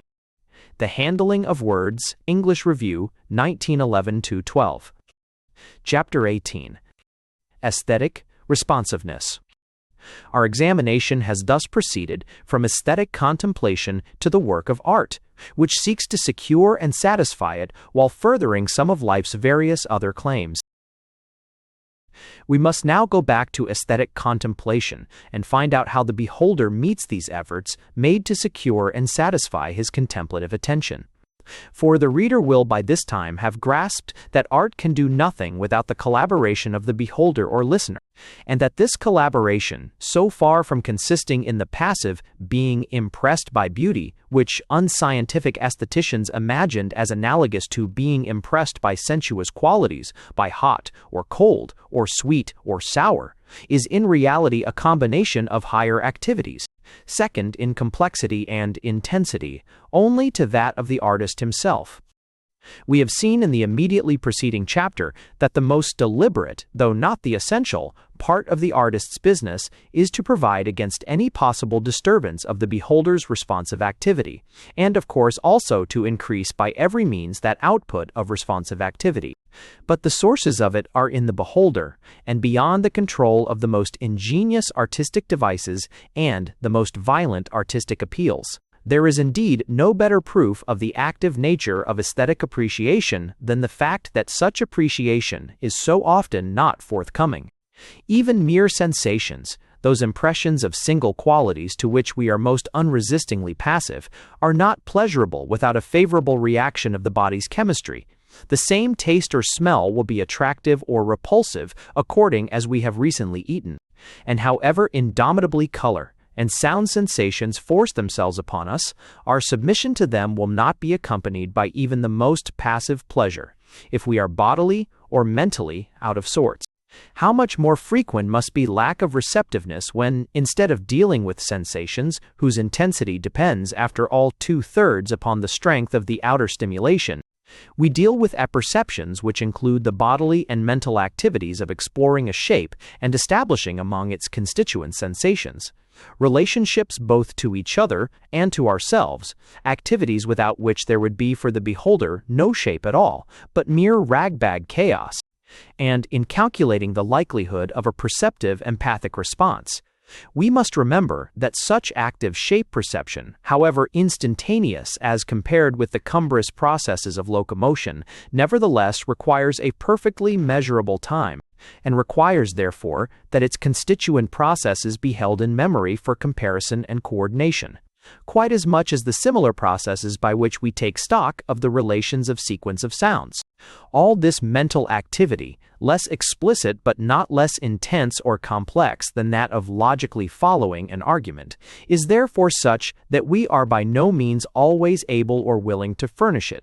Not able, because the need for practical decisions hurries us into that rapid inference from a minimum of perception to a minimum of associated experience which we call recognizing things, and thus out of the presence of the perfunctorily dealt with shapes. Not willing, because our nervous condition may be unable for the strain of shape perception, and our emotional bias, what we call our interest, may be favorable to some incompatible kind of activity. Until quite recently, and, despite Fechner's famous introductory experiments, aesthetics have been little more than a branch of metaphysical speculation, and it is only nowadays that the bare fact of aesthetic responsiveness is beginning to be studied. So far as I have myself succeeded in doing so, I think I can assure the reader that if he will note down, day by day, the amount of pleasure he has been able to take in works of art, he will soon recognize the existence of aesthetic responsiveness and its highly variable nature. Should the same reader develop an interest in such often humiliating examination into his own aesthetic experience, he will discover varieties of it, which will illustrate some of the chief principles contained in this little book. His diary will report days when aesthetic appreciation has begun, with the instant of entering a collection of pictures or statues. Indeed, sometimes pre-existed, as he went through the streets noticing the unwanted charm of familiar objects, other days when enjoyment has come only after an effort of attention. Others, when, to paraphrase Coleridge, he saw, not felt, how beautiful things are. And finally, through other varieties of aesthetic experience, days upon which only shortcomings and absurdities have laid hold of his attention. In the course of such aesthetical self-examination and confession, the reader might also become acquainted with days whose experience confirmed my never sufficiently repeated distinction between contemplating shapes and thinking about things, or, in ordinary aesthetic terminology, between form and subject. A4. There are days when pictures or statues will indeed afford pleasurable interest, but interest in the things represented, not in the shapes, ni a picture appealing even forcibly to our dramatic or religious or romantic side, or contrariwise, to our scientific one. There are days when he may be deeply moved by a Guido Reni martyrdom or absorbed in the marriage à la mode. Days when even Giorgione's Pastoral may, as in Rossetti's sonnet, mean nothing beyond the languid pleasure of sitting on the grass after a burning day and listening to the plash of water and the tuning of instruments.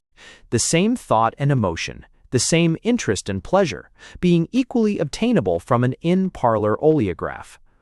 Then, as regards scientific interest and pleasure, there may be days when the diarist will be quite delighted with a hideous picture because it affords some chronological clue or new point of comparison. This dates such or such a style. Plein air Braille already attempted by a geotesque, Degas forestalled by a cave dweller, etc., etc., and finally days when the diarist is haunted by the thought of what the represented person will do next. Would Michelangelo's Jeremiah knock his head if he got up?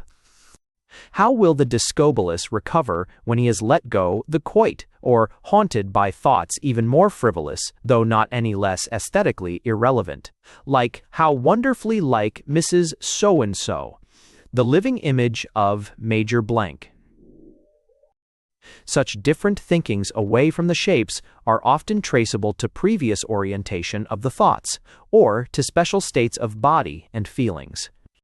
But explicable or not in the particular case, these varieties of one's own aesthetic responsiveness will persuade the reader who has verified their existence that contemplative satisfaction in shapes and its specific emotion cannot be given by the greatest artist or the finest tradition, unless the beholder meets their efforts more than halfway. The spontaneous collaboration of the beholder is especially indispensable for aesthetic empathy. As we have seen, empathic modes of movement and energy and intention are attributed to shapes and to shape elements, in consequence of the modes of movement and energy involved in mere shape perception. But shape perception does not necessarily call forth empathic imagination, and the larger or smaller dynamic dramas of effort, resistance, reconciliation, cooperation, which constitute the most poignant interest of a pictorial or plastic composition, are inhibited by bodily or mental states of a contrary character. We cease to feel, although we may continue, like Coleridge, to see that the lines of a mountain or a statue are rising, if we ourselves happen to feel as if our feet were of lead and our joints turning to water. The coordinated interplay of empathic movement, which makes certain medieval floor patterns, and also Leonardo's compositions, into whirling harmonies as of a planetary system, cannot take place in our imagination on days of restlessness and lack of concentration. Nay, it may happen that arrangements of lines which would flutter and flurry us on days of quiet appreciativeness will become in every sense sympathetic on days when we ourselves feel fluttered and flurried. But lack of responsiveness may be due to other causes, as there are combinations of lines which take longer to perceive because their elements or their coordinating principles are unfamiliar, so, and even more so, are there empathic schemes or dramas which baffle dynamic imagination when accustomed to something else and when it therefore meets the new demand with an unsuitable empathic response. Empathy is, even more than mere perception, a question of our activities and therefore of our habits. And the aesthetic sensitiveness of a time and country, say the Florentine 14th century, with a habit of round arch and horizontals like that of Pisan architecture, could never take with enthusiasm to the pointed ogival ellipse, the oblique directions and unstable equilibrium, and the drama of touch-and-go strain and resistance, of French Gothic, whence a constant readmission of the round-arched shapes into the imported style, and a speedy return to the familiar empathic schemes in the architecture of the early Renaissance. On the other hand, the persistence of Gothic detail in northern architecture of the 16th and occasionally the 17th century shows how insipid the round arch and straight entablature must have felt to people accustomed to the empathy of Gothic shapes.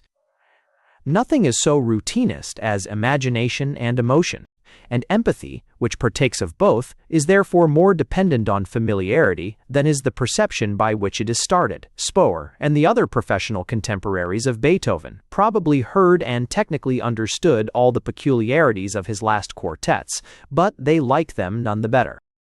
On the other hand, continued repetition notoriously begets indifference. We cease to look at a shape which we know by heart, and we cease to interpret in terms of our own activities and intentions, when curiosity and expectation no longer let loose our dynamic imagination. Hence, while utter unfamiliarity baffles aesthetic responsiveness, excessive familiarity prevents its starting at all. Indeed, both perceptive clearness and empathic intensity reach their climax in the case of shapes which afford the excitement of tracking familiarity and novelty, the stimulation of acute comparison, the emotional ups and downs of expectation and partial recognition, or of recognition when unexpected, the latter having, as we know when we notice that a stranger has the trick of speech or gesture of an acquaintance, a very penetrating emotional warmth. Such discovery of the novel in the familiar and of the familiar in the new will he frequent in proportion to the definiteness and complexity of the shapes, and in proportion also to the sensitiveness and steadiness of the beholder's attention, while on the contrary obvious qualities of shape and superficial attention both tend to exhaust interest and demand change. This exhaustion of interest and consequent demand for change unites with the changing non-aesthetic aims imposed on art, together producing innovation. And the more superficial the aesthetic attention given by the beholders, the quicker will style succeed style, and shape schemes be done to death by exaggeration or left in the lurch before their maturity, a state of affairs especially noticeable in our own day. The above is a series of illustrations of the fact that aesthetic pleasure depends as much on the activities of the beholder as on those of the artist. Unfamiliarity or overfamiliarity explain a large part of the aesthetic non-responsiveness summed up in the saying that there is no disputing of tastes. And even within the circle of habitual responsiveness to some particular style or master, there are, as we have just seen, days and hours when an individual beholder's perception and empathic imagination do not act in such manner as to afford the usual pleasure. But these occasional, even frequent, lapses must not diminish our belief either in the power of art or in the deeply organized and inevitable nature of aesthetic preference as a whole. What the knowledge of such fluctuations ought to bring home is that beauty of shape is most spontaneously and completely appreciated when the attention, instead of being called upon, as in galleries and concerts, for the mere purpose of aesthetic enjoyment, is on the contrary, directed to the artistic, or natural, beauty of shapes in consequence of some other already existing interest. No one except an art critic sees a new picture or statue without first asking, "What does it represent?" shape perception and aesthetic empathy arising incidentally in the examination which this question leads to. The truth is that even the art critic is oftenest brought into enforced contemplation of the artistic shape by some other question which arises from his particular bias: by whom? Of what precise date? Even such technical questions as where and when restored or repainted will elicit the necessary output of attention. It is possible and legitimate to be interested in a work of art for a dozen reasons besides aesthetic appreciation. Each of these interests has its own sentimental, scientific, dramatic, or even money-making emotion, and there is no loss for art, but rather a gain if we fall back upon one of them when the specific aesthetic response is slow or not forthcoming.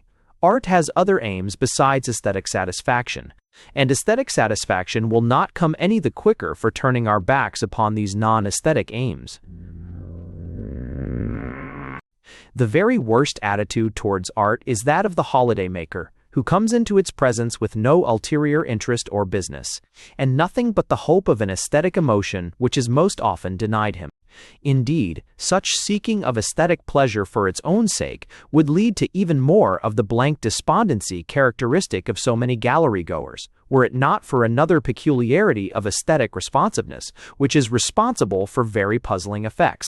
This saving grace of the tourist, and, as we shall see, this pitfall of the art expert, is what I propose to call the transferability of aesthetic emotion. Chapter 19. The storage and transfer of emotion. In dealing with familiarity as a multiplying factor of aesthetic appreciation, I have laid stress on its effect in facilitating the perception and the empathic interpretation of shapes.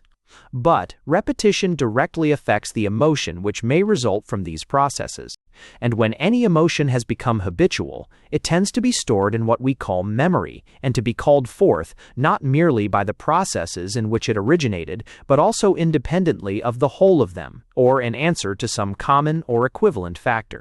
We are so accustomed to this psychological fact that we do not usually seem to recognize its existence. It is the explanation of the power of words, which, apart from any images they awaken, are often irresistibly evocative of emotion. And among other emotions, words can evoke the one due to the easy perception and to the life-corroborating empathic interpretation of shapes. The word beautiful and its various quasi-synonyms are among the most emotionally suggestive in our vocabulary, carrying perhaps a vague but potent remembrance of our own bodily reaction to the emotion of admiration, nay, even eliciting an incipient rehearsal of the half-parted lips and slightly thrown-back head, the drawn-in breath and wide-opened eyes, with which we are wont to meet opportunities of aesthetic satisfaction. Be this last as it may, it is certain that the emotion connected with the word beautiful, can be evoked by that word alone, and without an accompanying act of visual or auditive perception. Indeed, beautiful shapes would lose much of their importance in our life if they did not leave behind them such emotional traces, capable of revival under emotionally appropriate, though outwardly very dissimilar, circumstances, and thereby enormously increasing some of our safest, perhaps because our most purely subjective, happiness.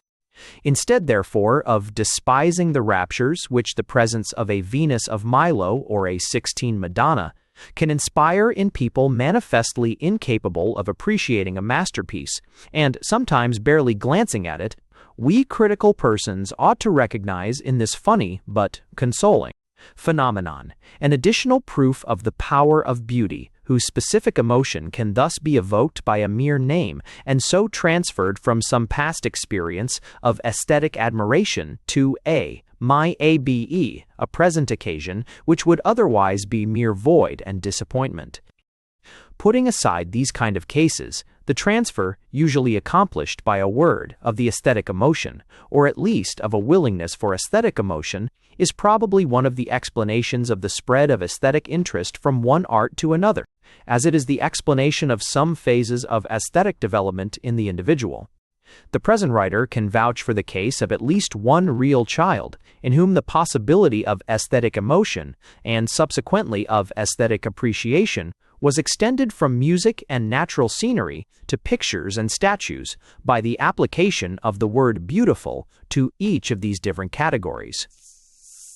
And something analogous probably helped on the primeval recognition that the empathic pleasures hitherto attached to geometrical shapes might be got from realistic shapes, say of bisons and reindeer, which had hitherto been admired for their lifelikeness and skill, but not yet subjected to any aesthetic discrimination, cf. C, RSF, ECF words, CF and N, C, RN, that's EFT, words trees as AF, and invent the delight in natural scenery is being furthered by the development of landscape painting, rather than furthering it.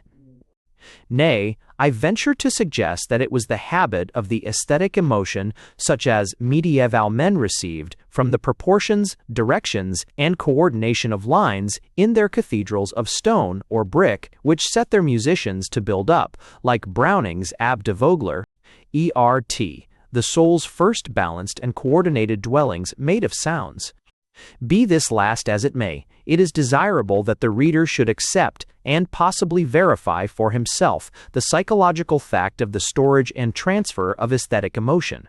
Marty A.G. Besides the points already mentioned, it helps to explain several of the cruxes and paradoxes of aesthetics. First and foremost, that dictum de gustibus non est disputandum, which some philosophers and even aestheticians develop into an explicit denial of all intrinsic shape preferences, and an assertion that beautiful and ugly are merely other names for fashionable and unfashionable, original and unoriginal, ca or suitable and unsuitable. As I have already pointed out, differences of taste are started by the perceptive and empathic habits, schematically various of given times and places, and also by those, especially the empathic habits, connected with individual nervous condition. People accustomed to the round arch finding the Gothic one unstable and eccentric, and, on the other hand, a person taking keen pleasure in the sudden and lurching lines of Lotto finding those of Titian tame and humdrum. But such intrinsically existing preferences and incompatibility are quite enormously increased by an emotional bias for or against a particular kind of art, by which I mean a bias not due to that art's peculiarities, but preventing our coming in real contact with them. Aesthetic perception, and especially aesthetic empathy, like other intellectual and emotional activities, are at the mercy of a hostile mental attitude, just as bodily activity is at the mercy of rigidity of the limbs. I do not hesitate to say that we are perpetually refusing to look at certain kinds of art because, for one reason or another, we are emotionally prepossessed against them. On the other hand, once the favorable emotional condition is supplied to us, often by means of words, our perceptive and empathic activities follow with twice the ease they would if the business had begun with them. It is quite probable that a good deal of the enhancement of aesthetic appreciation by fashion or sympathy should be put to the account, not merely of gregarious imitativeness, but of the knowledge that a favorable or unfavorable feeling is in the air. The emotion precedes the appreciation, and both are genuine. A more personally humiliating aesthetic experience may be similarly explained. Unless we are very unobservant or very self-deluded, we are all familiar with the sudden checking, often almost physically painful, of our aesthetic emotion by the hostile criticism of a neighbor or the superciliousness of an expert. Dreadfully old-fashioned, archicanu, second-rate schoolwork, completely painted over, utterly hashed in the performance of a piece of music, a mere prettiness, etc., etc. How often has not a sentence like these turned the tide of honest incipient enjoyment and transformed us, from enjoyers of some really enjoyable quality, even of such old, as the hill's elements as clearness, symmetry, euphony, or pleasant color, into shriveled cavaliers at everything save brand-new formulae and tip-top genius.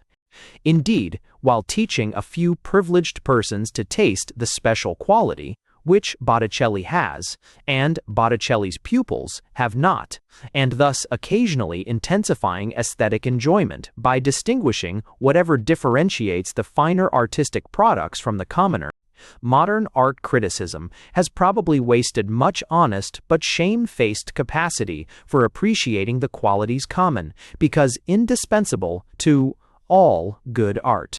It is therefore not without a certain retributive malignity that I end these examples of the storage and transfer of aesthetic emotion, and of the consequent bias to artistic appreciation, with that of the nemesis dogging the steps of the connoisseur. We have all heard of some purchase, or all but purchase, of a wonderful masterpiece on the authority of some famous expert, and of the masterpiece proving to be a mere school imitation, and occasionally even a certified modern forgery. The foregoing remarks on the storage and transfer of aesthetic emotion, joined with what we have learned about shape perception and empathy, will enable the reader to reduce this paradoxical enormity to a natural phenomenon discreditable only when not honestly owned up to. For a school imitation, or a forgery, must possess enough elements in common with a masterpiece, otherwise it could never suggest any connection with it.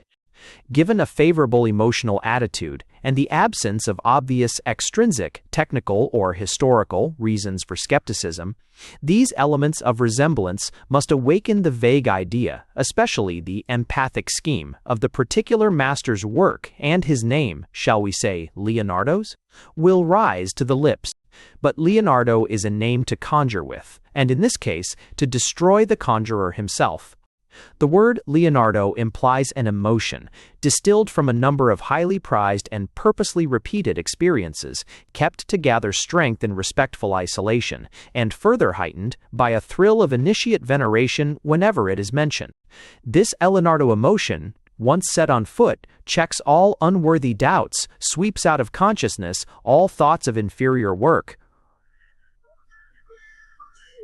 inferiority, and Leonardo being emotionally incompatible, respectfully holds the candle while the elements common to the imitation and the masterpiece are gone over and over, and the differentiating elements exclusively belonging to Leonardo evoked in the expert's memory, until at last the objective work of art comes to be embedded in recollected masterpieces which impart to it their emotionally communicable virtue.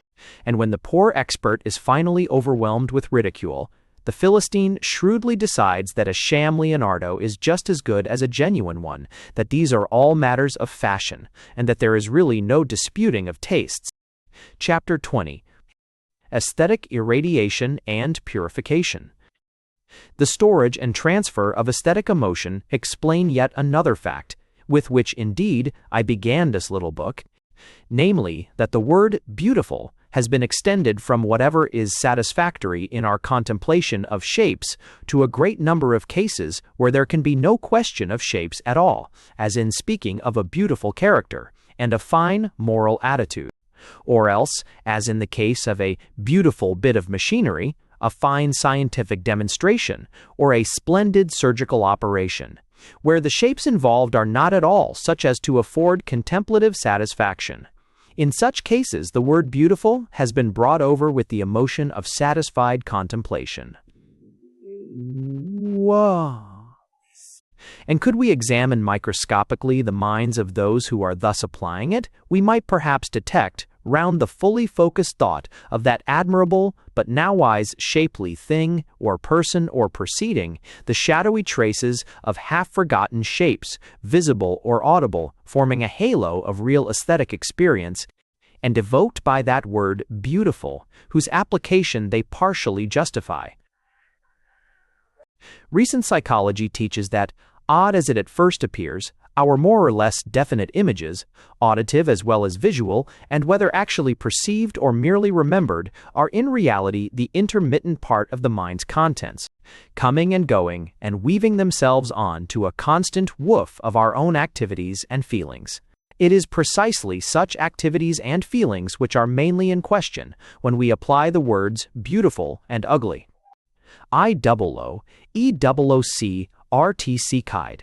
RTC Kide, agolature, RTC Kide OOC, or inches, with occasions for satisfactory shape. Contemplation will meet with somewhat of the same reception as that shape contemplation, originally elicited.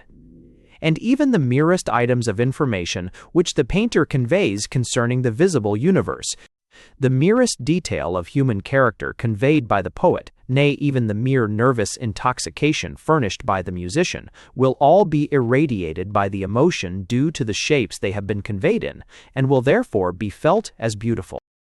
Moreover, as the beautiful character and splendid operation have taught us, rare and desirable qualities are apt to be contemplated in a Platonic way, and even objects of bodily desire, so long as that desire is not acute and pressing, may give rise to merely contemplative longings. All this, added to what has previously been said, sufficiently explains the many and heterogeneous items which are irradiated by the word beautiful, and the emotion originally arising from the satisfied contemplation of mere shapes. And that this contemplation of beautiful shapes should be at once so life-corroborating and so strangely impersonal, and that its special emotion should be so susceptible of radiation and transfer, is sufficient explanation of the elevating and purifying influence which, ever since Plato, philosophers have usually ascribed to the beautiful. Other moralists, however, have not failed to point out that art has, occasionally and even frequently, effects of the very opposite kind. The ever-recurrent discussion of this seeming contradiction is, however, made an end of, once we recognize that art has many aims besides its distinguishing one of increasing our contemplation of the beautiful. Indeed, some of art's many non-aesthetic aims may themselves be foreign to elevation and purification, or even, as for instance the lewd or brutal subjects of some painting and poetry, and the nervous intoxication of certain music, exert a debasing or enervating influence. But, as the whole of this book has tried to establish, the contemplation of beautiful shapes involves perceptive processes in themselves mentally invigorating and refining, and a play of empathic feelings which realize the greatest desiderata of spiritual life, viz., intensity, purposefulness, and harmony, and such perceptive and empathic activities cannot fail to raise the present level of existence and to leave behind them a higher standard for future experience. This exclusively elevating effect of beautiful shape as such is of course proportioned to the attention it receives and the exclusion of other, and possibly baser, interests connected with the work of art. On the other hand, the purifying effects of beautiful shapes depend upon the attention oscillating to and fro between them and those other interests, e.g., subject in the representative arts, fitness in the applied ones, and expression in music, all of which non-aesthetic interests benefit, enhanced if noble, redeemed if base, by irradiation of the nobler feelings wherewith they are thus associated. For we must not forget that where opposed groups of feeling are elicited, whichever happens to be more active and complex will neutralize its opponent. Thus, while an even higher intensity and complexity of aesthetic feelings is obtained when the subject of a picture, the use of a building or a chattel or the expression of a piece of music is in itself noble, and a Degas ballet girl can never have the dignity of a Phidian goddess, nor a gambling casino that of a cathedral, nor the music to Wilde's Salome that of Brahms' German Requiem. Yet whatever of beauty there may be in the shapes will divert the attention from the meanness or vileness of the non-aesthetic suggestion. We do not remember the mercenary and libertine allegory embodied in Correggio's Aidene, or else we reinterpret that sorry piece of mythology in terms of cosmic occurrences, of the earth's wealth increased by the fecundating sky. Similarly, it is a common observation that while unmusical Bayreuth goers often attribute demoralizing effects to some of Wagner's music, the genuinely musical listeners are unaware, and usually incredulous, of any such evil possibilities. This question of the purifying power of the beautiful has brought us back to our starting point. It illustrates the distinction between contemplating an aspect and thinking about things, and this distinction's corollary that shape as such is yon side of reality and unreal, taking on the character of reality and unreality only inasmuch as it is thought of in connection with a thing. H. S. regards the possibility of being good or evil, it is evident from all the foregoing that shape, are, and without the suggestion of things, can be evil only in the sense of being ugly, ugliness diminishing its own drawbacks by being, ipso facto, difficult to dwell upon, inasmuch as it goes against the grain of our perceptive and empathic activities. The contemplation of beautiful shape is, on the other hand, favored by its pleasurableness, and such contemplation of beautiful shape lifts our perceptive and empathic activities, that is to say, a large part of our intellectual and emotional life, onto a level which can only be spiritually, organically, and insofar, morally beneficial. Chapter 21. Conclusion. Evolutional. Some of my readers, not satisfied by the answer implicit in the last chapter, and indeed in the whole of this little book, may ask a final question concerning our subject. Not, what is the use of art? Since, as we have seen, art has many and various uses both to the individual and to the community, each of which uses is independent of the attainment of beauty. The remaining question concerns the usefulness of the very demand for beauty, of that aesthetic imperative by which the other uses of art are more or less qualified or dominated. In what way, the reader may ask, has sensitiveness to beauty contributed to the survival of mankind, that it should not only have been preserved and established by evolutional selection, but invested with the tremendous power of the pleasure and pain alternative? The late William James, as some readers may remember, placed musical pleasure between sentimental love and seasickness as phenomena unaccountable by any value for human survival, in fact, masteries, if not paradoxes, of evolution.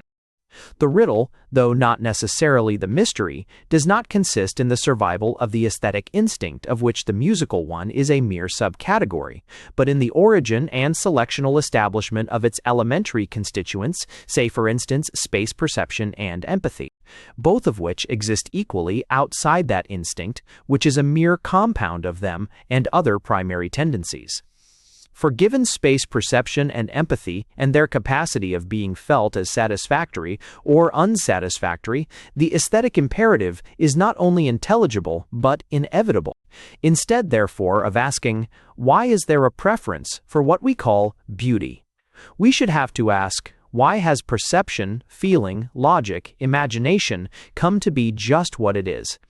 Indeed, why are our sense organs, our bodily structure and chemical composition, what they are, and why do they exist at all in contradistinction to the ways of being of other living or other inanimate things, so long as these elementary facts continue shrouded in darkness or taken for granted?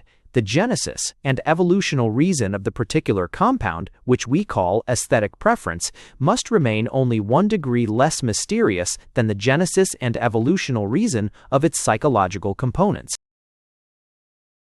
Meanwhile, all we can venture to say is that as satisfaction derived from shapes we call beautiful undoubtedly involves intense, complex, and reiterative mental activities, as it has an undeniable power for happiness and hence for spiritual refreshment, and as it moreover tends to inhibit most of the instincts whose superabundance can jeopardize individual and social existence, the capacity for such aesthetic satisfaction, once arisen, would be fostered in virtue of a mass of evolutional advantages which are as complex and difficult to analyze, but also as deep-seated and undeniable as itself. Preface and Apology. I have tried in this little volume to explain aesthetic preference, particularly as regards visible shapes, by the facts of mental science. But my explanation is addressed to readers in whom I have no right to expect a previous knowledge of psychology, particularly in its more modern developments. I have therefore based my explanation of the problems of aesthetics as much as possible upon mental facts familiar, or at all events easily intelligible, to the lay reader. Now, mental facts thus available are by no means the elementary processes with which analytical and especially experimental psychology has dealings. They are, on the contrary, the everyday, superficial, and often extremely confused views which practical life and its wholly unscientific vocabulary present of those ascertained or hypothetical scientific facts. I have indeed endeavored, for instance, in the analysis of perception, as distinguished from sensation, to impart some rudiments of psychology in the course of my aesthetical explanation, and I have avoided, as much as possible, misleading the reader about such fearful complexes and cruxes as memory, association, and imagination. I bidding, station. But I have been obliged to speak in terms intelligible to the lay reader, and I am fully aware that these terms correspond only very approximately to what is, or at present, passes as psychological fact. I would therefore beg the psychologist, to whom I offer this little volume as a possible slight addition, even to his stock of facts and hypotheses, to understand that in speaking, for instance, of empathy as involving a thought of certain activities, I mean merely that whatever happens has the same result as if we thought, and that the processes, whatever they may be, also in the case of measuring, comparing, and coordinating, translate themselves, when they are detected, into thoughts. 1. SBA, but that I do not in the least prejudge the question whether the processes, the thoughts, the measuring, comparing, etc., exist on subordinate planes of consciousness, or whether they are mainly physiological and only occasionally abutting in conscious resultants. Similarly, lack of space and the need for clearness have obliged me to write as if shape preference invariably necessitated the detailed process of ocular perception, instead of being due, as is doubtless most often the case, to every kind of associative abbreviation and equivalence of processes. Vernon Lee Maiano, Near Enactions, Florence, Easter Fround 1913.